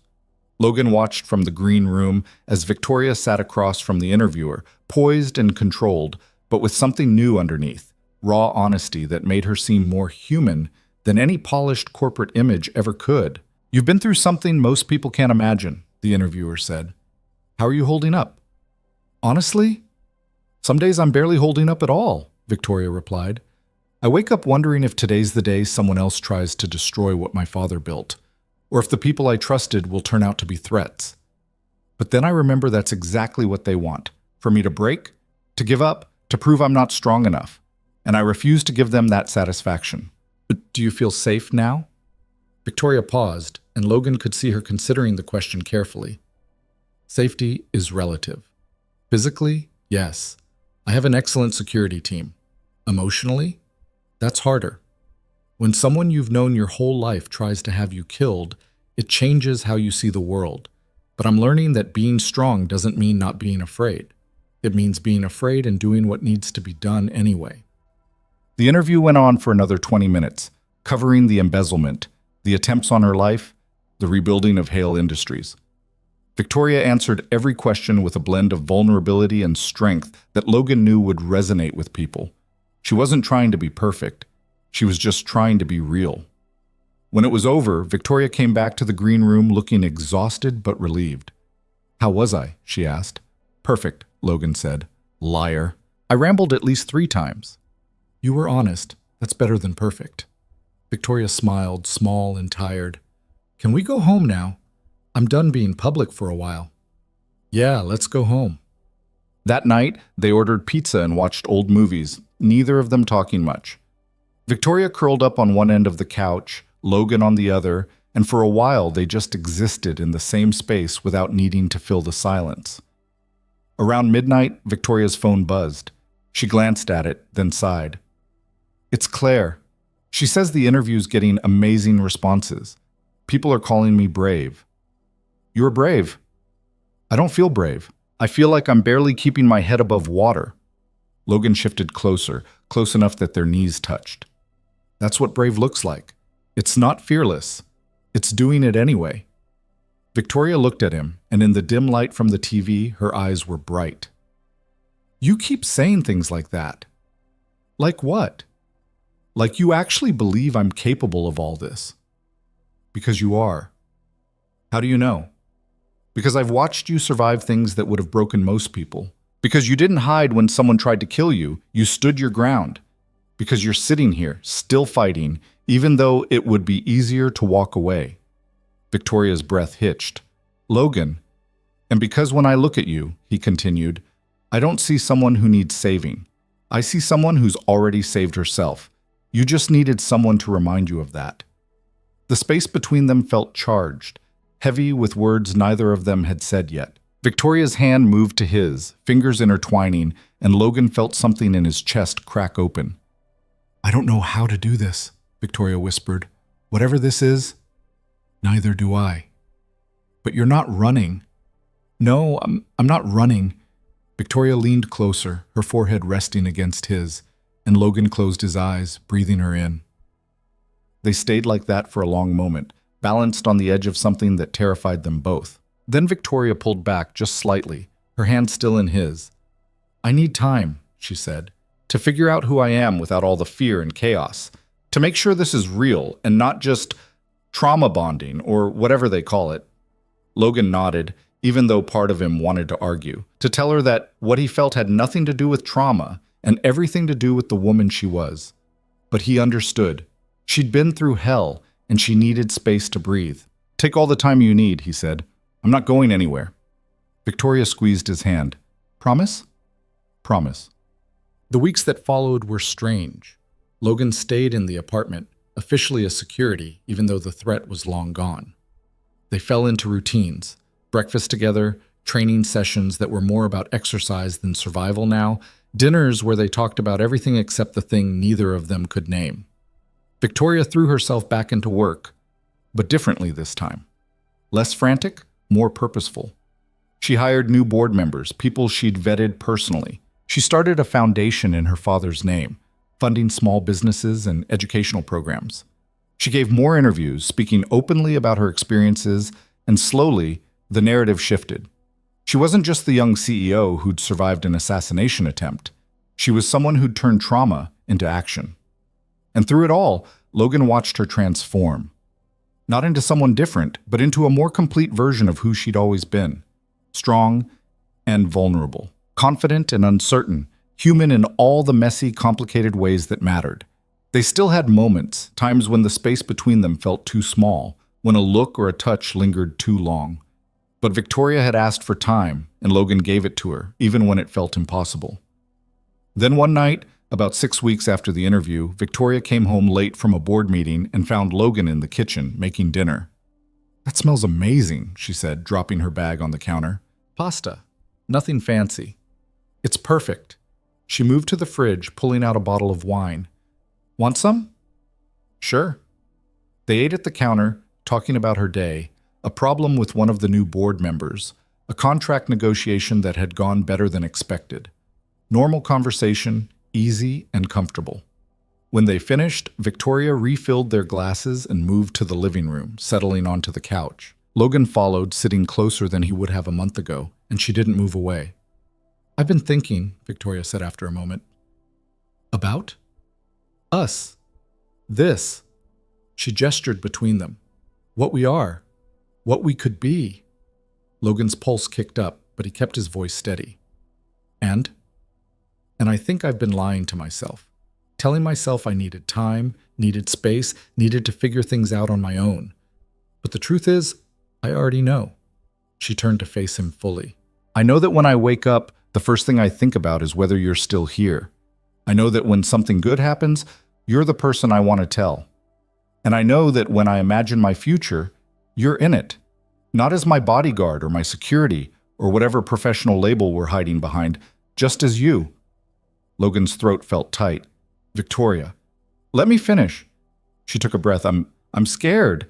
Terrified, actually. Because everyone I've ever relied on has either betrayed me or left. And the idea of trusting someone that completely again makes me want to run. But I'm more scared of pushing you away because I'm too afraid to take the risk. You're not going to push me away. How do you know? Because I'm not leaving. Logan set down his glass and took her hand, the same way she'd taken his weeks ago. "I told you I'd stay and I meant it. Not because I'm getting paid or because I think you need protection. I'm staying because when I'm with you, I feel like I'm where I'm supposed to be. And that scares the hell out of me too." Victoria's eyes were shining. "Yeah? Yeah," she laughed, soft and shaky. "So what now?" "Now we stop pretending."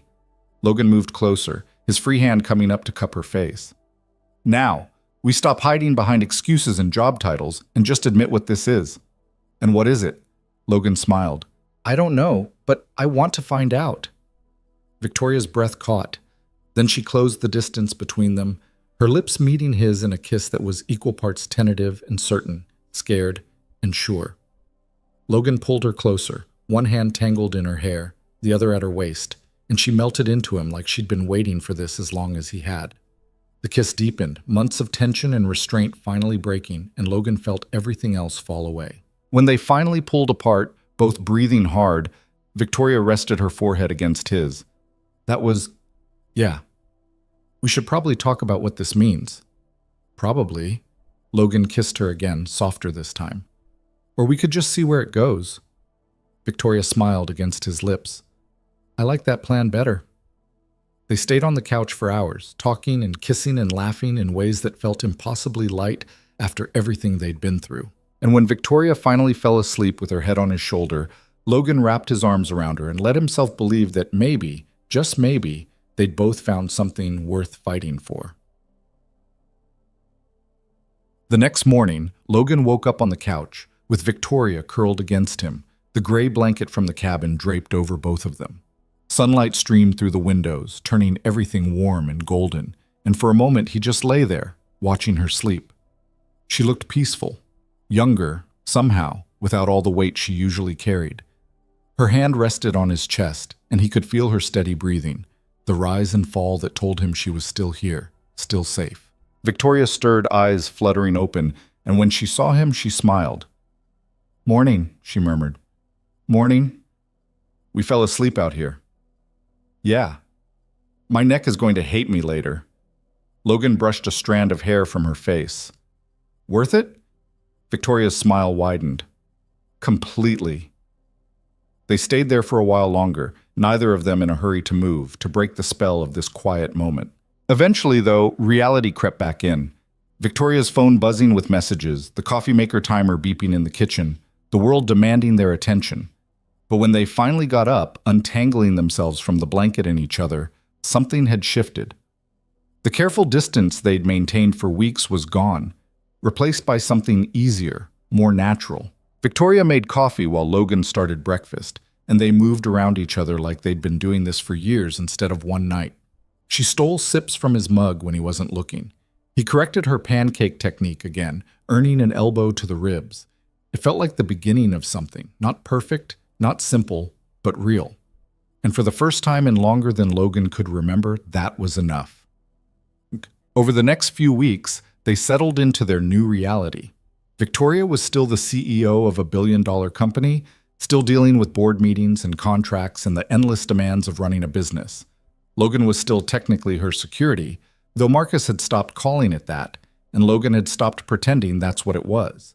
They went public slowly, carefully, not with some big announcement or press release, but in small ways. Victoria's hand in his at a company event. Logan at her side during interviews, identified only as a friend. People talked, of course, speculated, but Victoria had learned to care less about what people thought and more about what felt right. And this felt right. They had their first real fight 3 weeks in, something stupid about Logan being overprotective when Victoria wanted to take a late-night walk alone through the city. She'd accused him of treating her like she was still in danger. He'd accused her of being reckless just to prove a point. They'd both said things they regretted, slept in separate rooms, and then made up over breakfast the next morning with apologies that were halting and imperfect but honest. "I can't turn it off," Logan had said. "The part of me that needs to know you're safe. It's not about control. It's about caring too much to take unnecessary risks.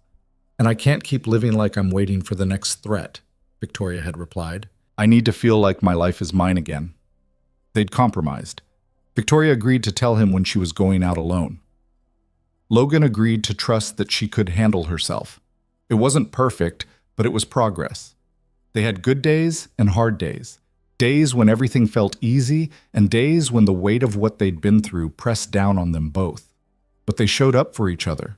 That was the difference. One evening, about 2 months after that first kiss, Victoria came home from work and found Logan in the guest room, the room that was still technically his, even though he hadn't slept there in weeks, packing his duffel bag. Her heart dropped. "What are you doing?" Logan looked up, then seemed to realize how it looked. "Not what you think. Marcus called. He needs help with a job in Boston. 3 days, maybe 4. Some executive who's getting threats." "Oh, you..." Victoria felt relief wash over her, followed immediately by something else. "Do you have to go?" "I told him I'd think about it." Logan set down the shirt he'd been folding. "It's a good opportunity. Decent money. And I haven't taken a job since I started working for you." "I'm not your boss anymore, Logan. You don't need my permission." "I know, but I wanted to talk to you first." He moved closer, hands in his pockets. "Because if I go, it means leaving you for a few days. And I need to know you're okay with that." Victoria considered it. A few months ago, the idea of Logan leaving would have terrified her. But now, Standing in this apartment that had become theirs, she realized the fear was gone, not because the danger had passed, but because she'd learned she could stand on her own. "I'm okay with it," she said. "Actually, it might be good. Give us both some space to miss each other." Logan smiled. "You think you'll miss me?" "Terribly. I'll have to make my own coffee and everything." "Tragic." Victoria moved into his arms, resting her head against his chest.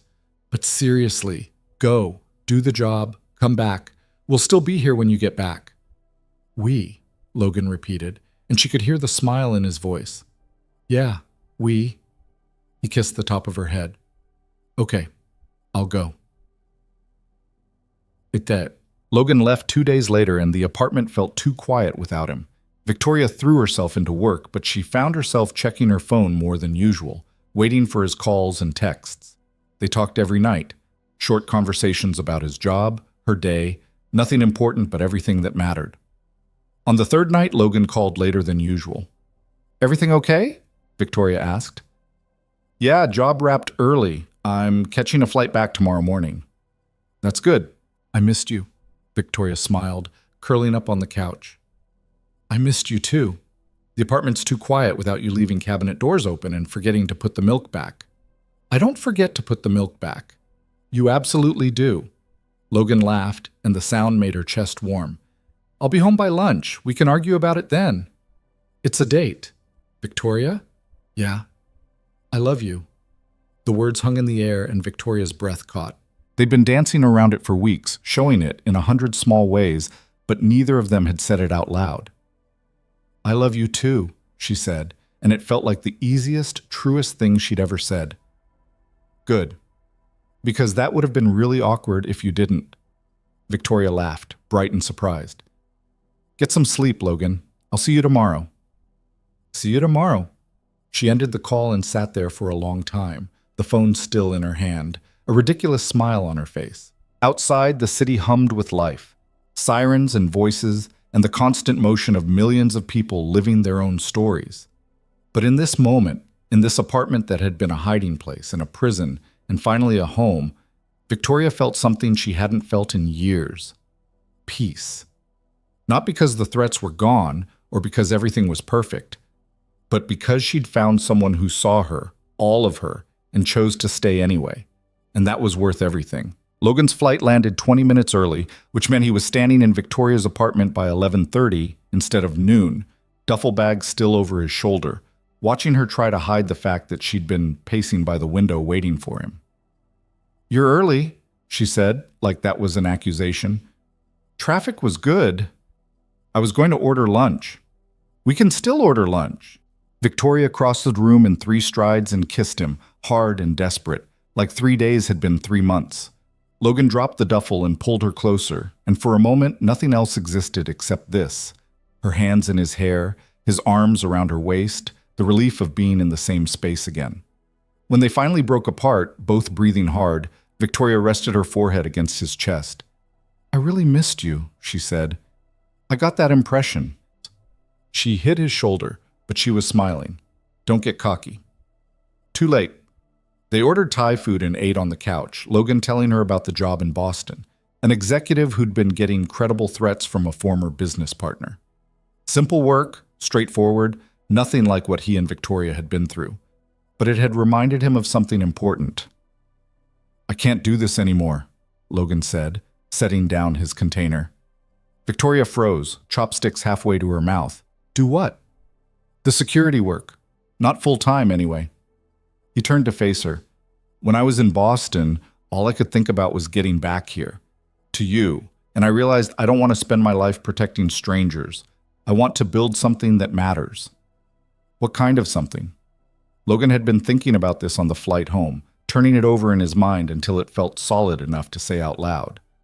"A consulting firm, small scale, training executives and high-risk individuals in personal security, threat assessment, crisis management. Teaching people to protect themselves instead of just being someone they hire when things go wrong." Victoria's expression shifted, interest sparking in her eyes. "That's actually brilliant. There's a huge market for that, especially after everything that's happened in the corporate world lately." "I know. I've been getting calls ever since your interview aired. People wanting to know how they can prepare, what they should look for, how to stay safe without living in fear. So why haven't you done it? Because it would mean stepping away from active field work, no more taking jobs like the one in Boston, and I wasn't sure I was ready for that.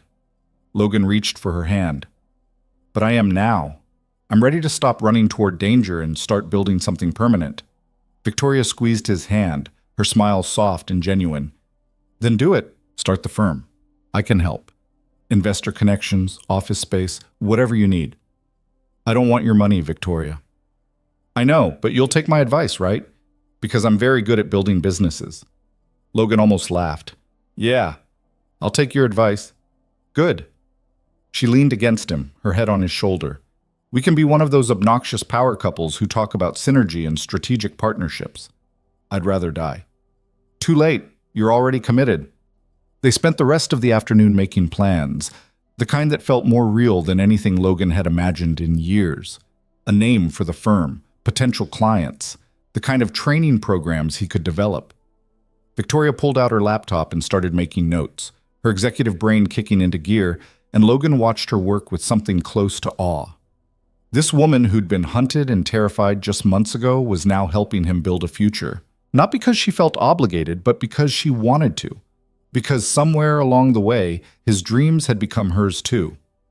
That evening, they walked to a small Italian restaurant 3 blocks from the apartment. It was the kind of place locals knew about, but tourists missed. Dim lighting, checkered tablecloths, a menu that hadn't changed in 20 years. Victoria had discovered it during one of her late-night walks, back when she was still learning to trust that the danger was really gone. They sat in a corner booth, sharing a bottle of wine and a pizza that was probably terrible for them, but tasted perfect. The restaurant was quiet, just a handful of other diners, and for the first time in months, Logan felt like they could just be 2 people having dinner. Not a CEO and her former bodyguard, not survivors of an assassination attempt, just Logan and Victoria. I've been thinking about something, Victoria said, twirling wine in her glass. Should I be worried?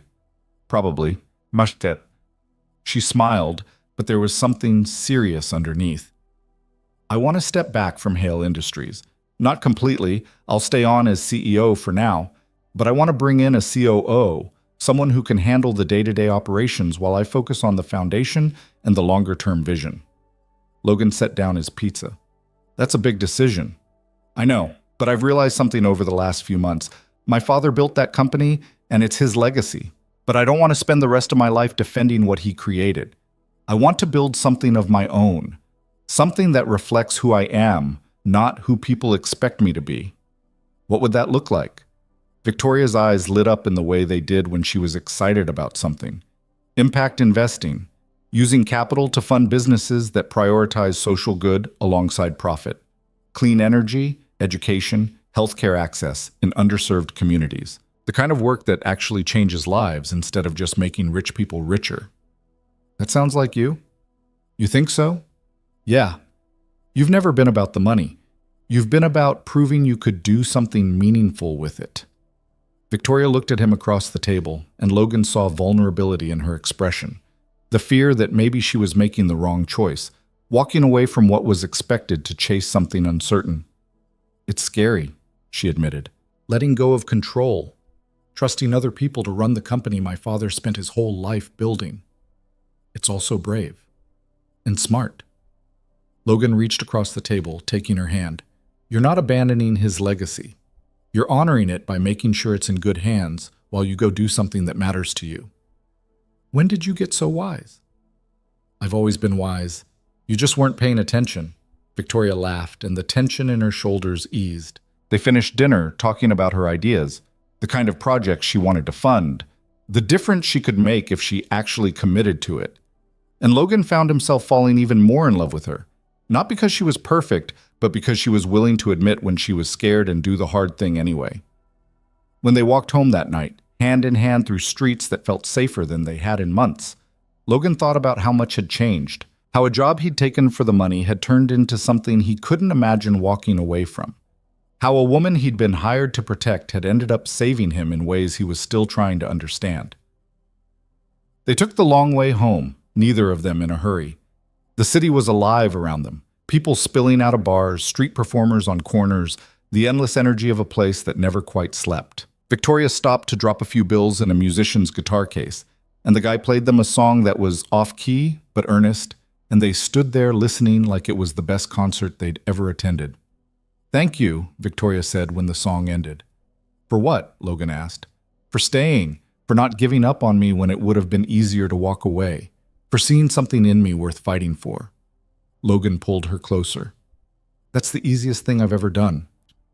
They walked the rest of the way in comfortable silence, and when they got back to the apartment, they fell into bed tangled together, exhausted and happy in equal measure. 3 months later, Logan's consulting firm officially launched. He'd rented a small office space in a building downtown, hired 2 former military contractors he trusted, and started booking clients faster than he could schedule them. The demand was exactly what he'd predicted: executives who wanted to learn threat assessment, companies looking to improve their security protocols, individuals who'd experienced their own scares and wanted to feel prepared. Victoria had been right about the market. She usually was. His first major client was a tech CEO who'd been dealing with stalkers after a high-profile product launch. Logan spent 2 weeks teaching her team how to identify threats, establish secure protocols, and respond to incidents without escalating them.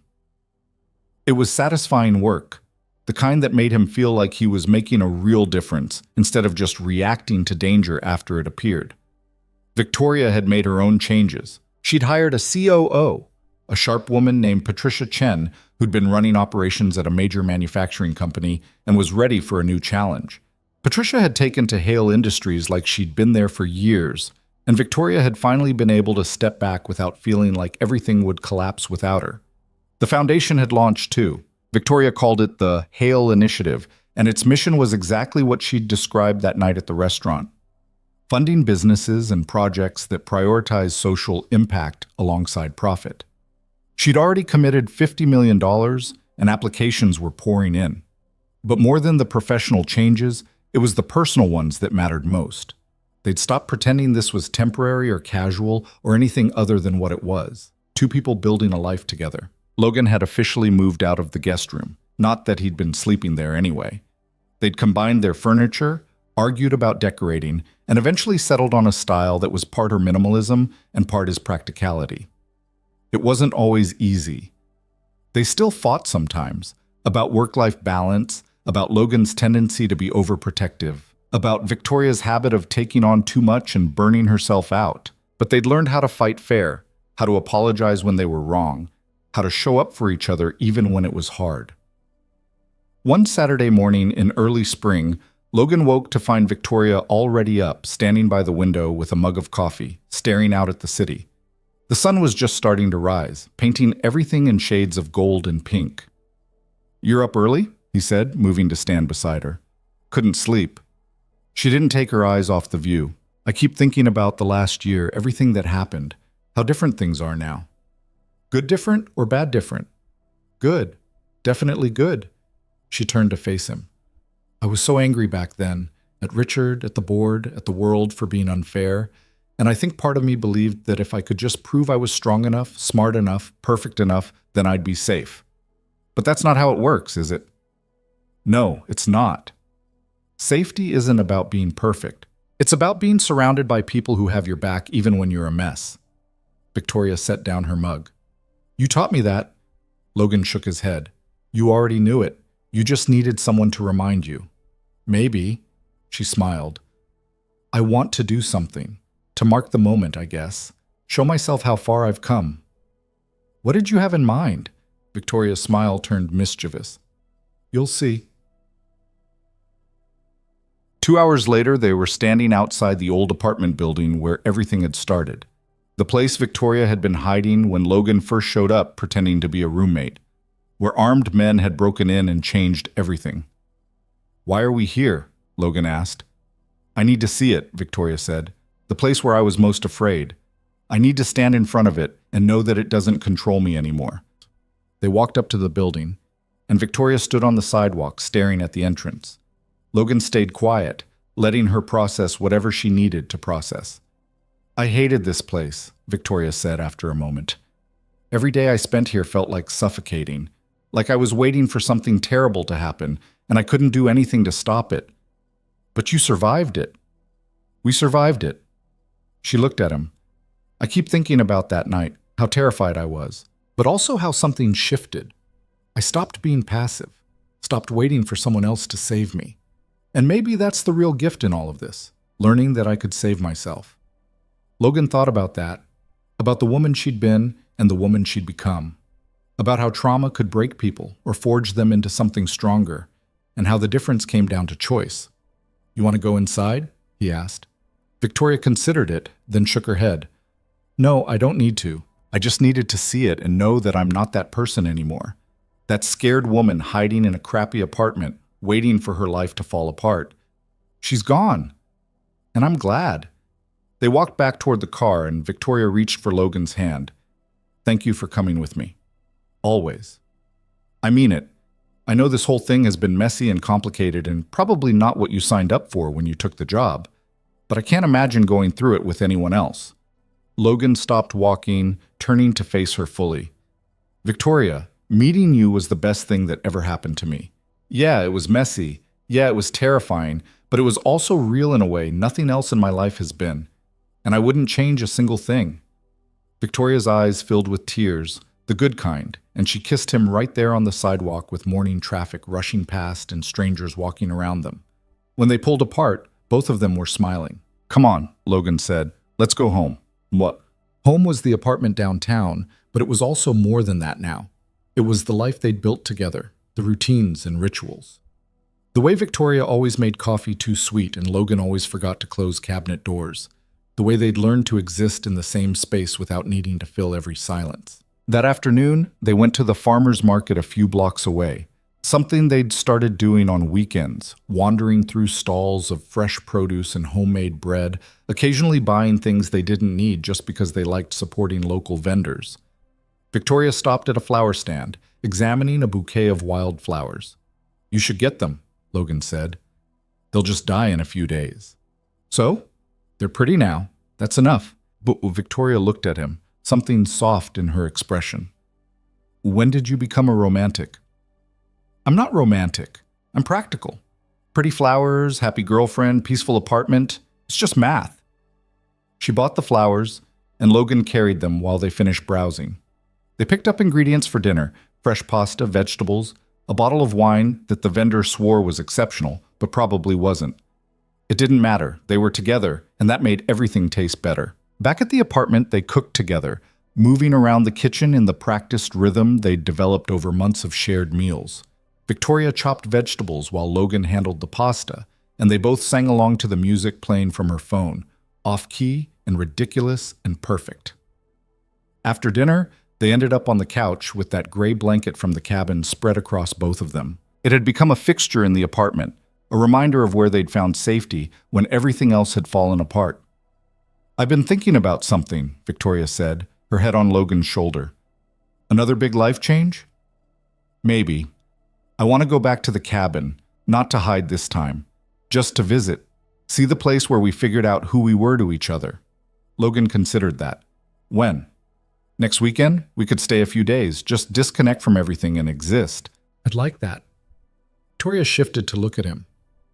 Do you ever regret it, staying, choosing this life instead of the one you had before? Logan thought about the question seriously because Victoria deserved that. He thought about the apartment in Philadelphia where he'd spent months doing nothing, the security jobs that had paid well but left him feeling empty, the sense that he was just going through the motions until something better came along. No, he said. I don't regret any of it. This is the first time in my life I felt like I was exactly where I was supposed to be. Me too. Victoria curled closer. It's strange, isn't it? How something so terrible led to something so good.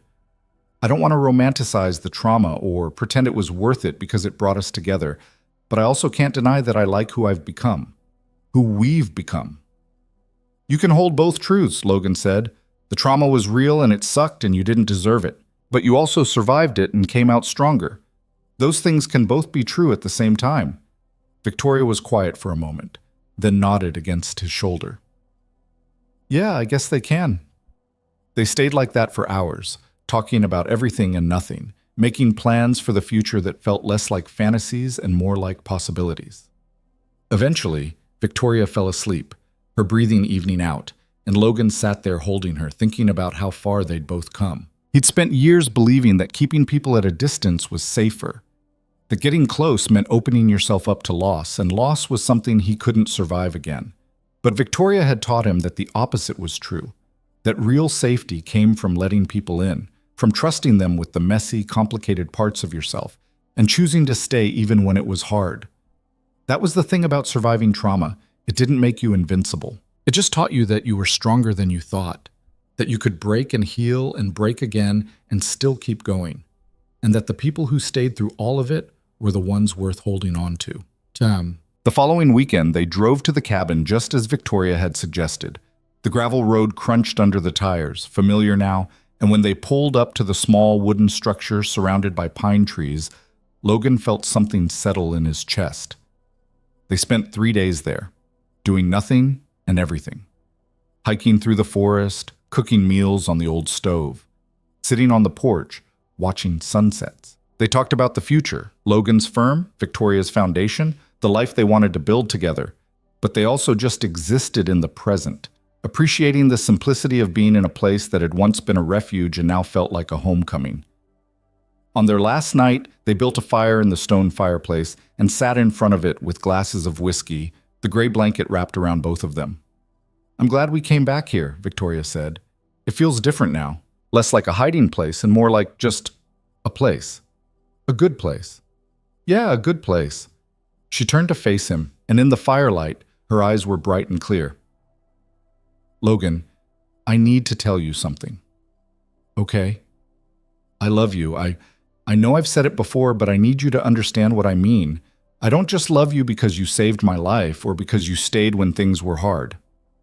I love you because you see me, the real me, not the CEO or the billionaire or the victim.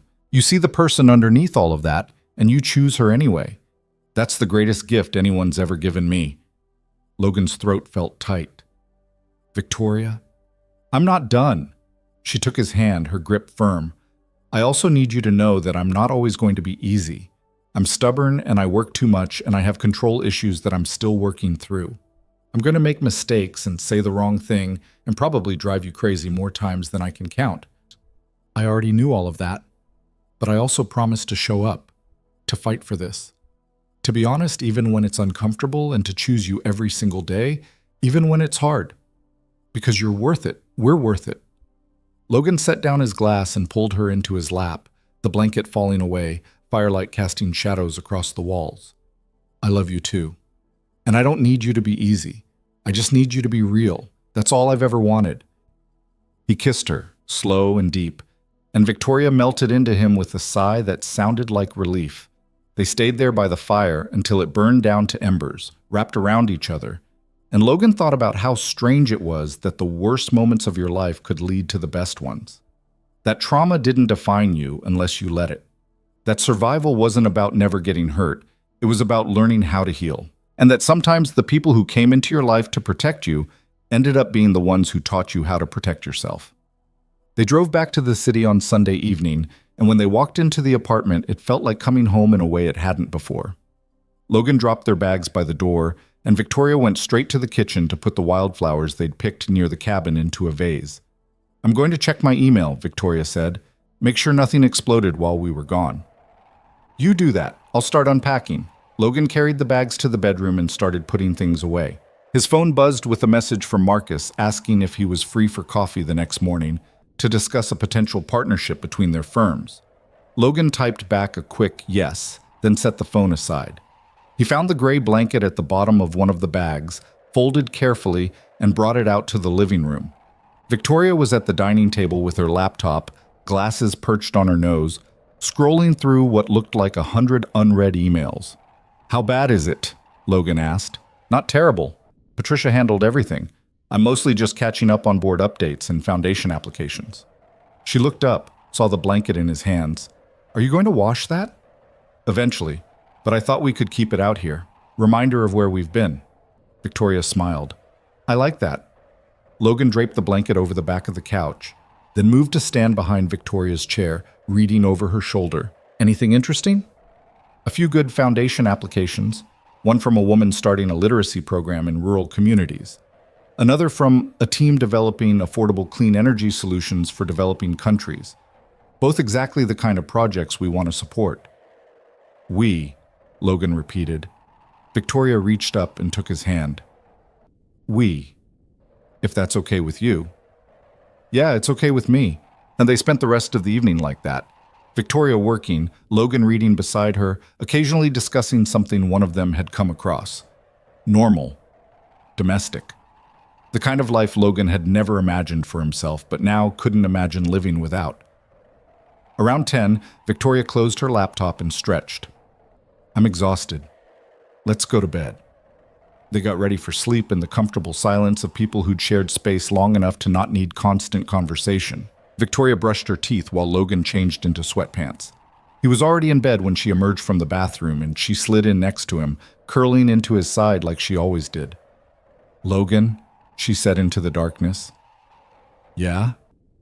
Do you think we would have found each other if all of this hadn't happened? If Richard hadn't tried to have me killed? If Marcus hadn't hired you? Logan thought about it. About the randomness of life. The way chance and choice and circumstance combined to put people in each other's paths. About how easily things could have gone differently. If Victoria had hired a different security firm. If Logan had been on another job. If any of 1,000 small decisions had changed. I don't know, he said honestly. Maybe not, but I think we would have recognized each other anyway. Eventually. Because some connections are bigger than the circumstances that create them. That's very philosophical for 10 at night. I'm a man of depth. Victoria laughed, and Logan felt her breath warm against his chest. I'm glad we found each other, however it happened. Me too. She was quiet for a moment, then said, I'm not scared anymore. Not of what might happen, or what people think, or whether I'm good enough. For the first time in my life, I feel like I'm exactly where I'm supposed to be. That's because you are. Victoria tilted her head up to kiss him, gentle and sure. Good night, Logan. Good night, Victoria. She fell asleep first, the way she usually did, and Logan lay there listening to her breathe. Outside, the city hummed with its endless energy. Somewhere out there, people were struggling and surviving and building lives from the wreckage of their worst moments, just like he and Victoria had done. The story could have ended differently. He knew that. If Logan had been a second slower that night in the apartment, if Victoria had frozen instead of fighting, if either of them had chosen fear over trust at any of the 100 moments when it would have been easier to walk away, but they hadn't. They'd chosen each other. And in the end, that choice had made all the difference. Logan pulled the covers up over both of them, his arm wrapped around Victoria, and let himself believe that maybe the hard parts were behind them now, that they'd earned this peace, this safety, this chance at something real and lasting. He fell asleep thinking about the future they were building together, about the consulting firm and the foundation and all the ways they could make the world a little better than they'd found it, about lazy Sunday mornings and takeout dinners and arguments about who forgot to close the cabinet doors, about all the ordinary, beautiful, imperfect moments that made a life, and about the gray blanket on the couch, folded carefully, ready for the next time they needed its warmth. Not as a symbol of fear or survival, but as a reminder that sometimes the darkest moments led to the brightest beginnings. That strength wasn't about never breaking. It was about learning how to put yourself back together with someone who knew all your broken pieces and loved you anyway. That home wasn't a place.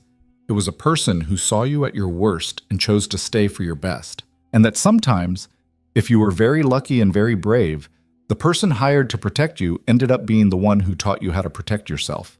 Not from the dangers outside, but from the fears within. Who showed you that real safety didn't come from hiding or running or being perfect. It came from standing in the light with all your scars showing and saying, this is who I am, this is what I survived, and I'm not afraid anymore. That was the lesson Victoria had learned. The gift Logan had given her, even though he'd argue it was the other way around.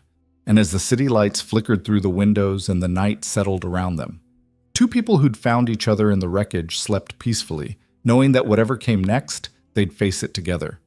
Not as bodyguard and client, not as survivor and protector, but as two imperfect people who'd chosen love over fear, trust over safety, and each other over everything else. That was enough. More than enough. It was everything.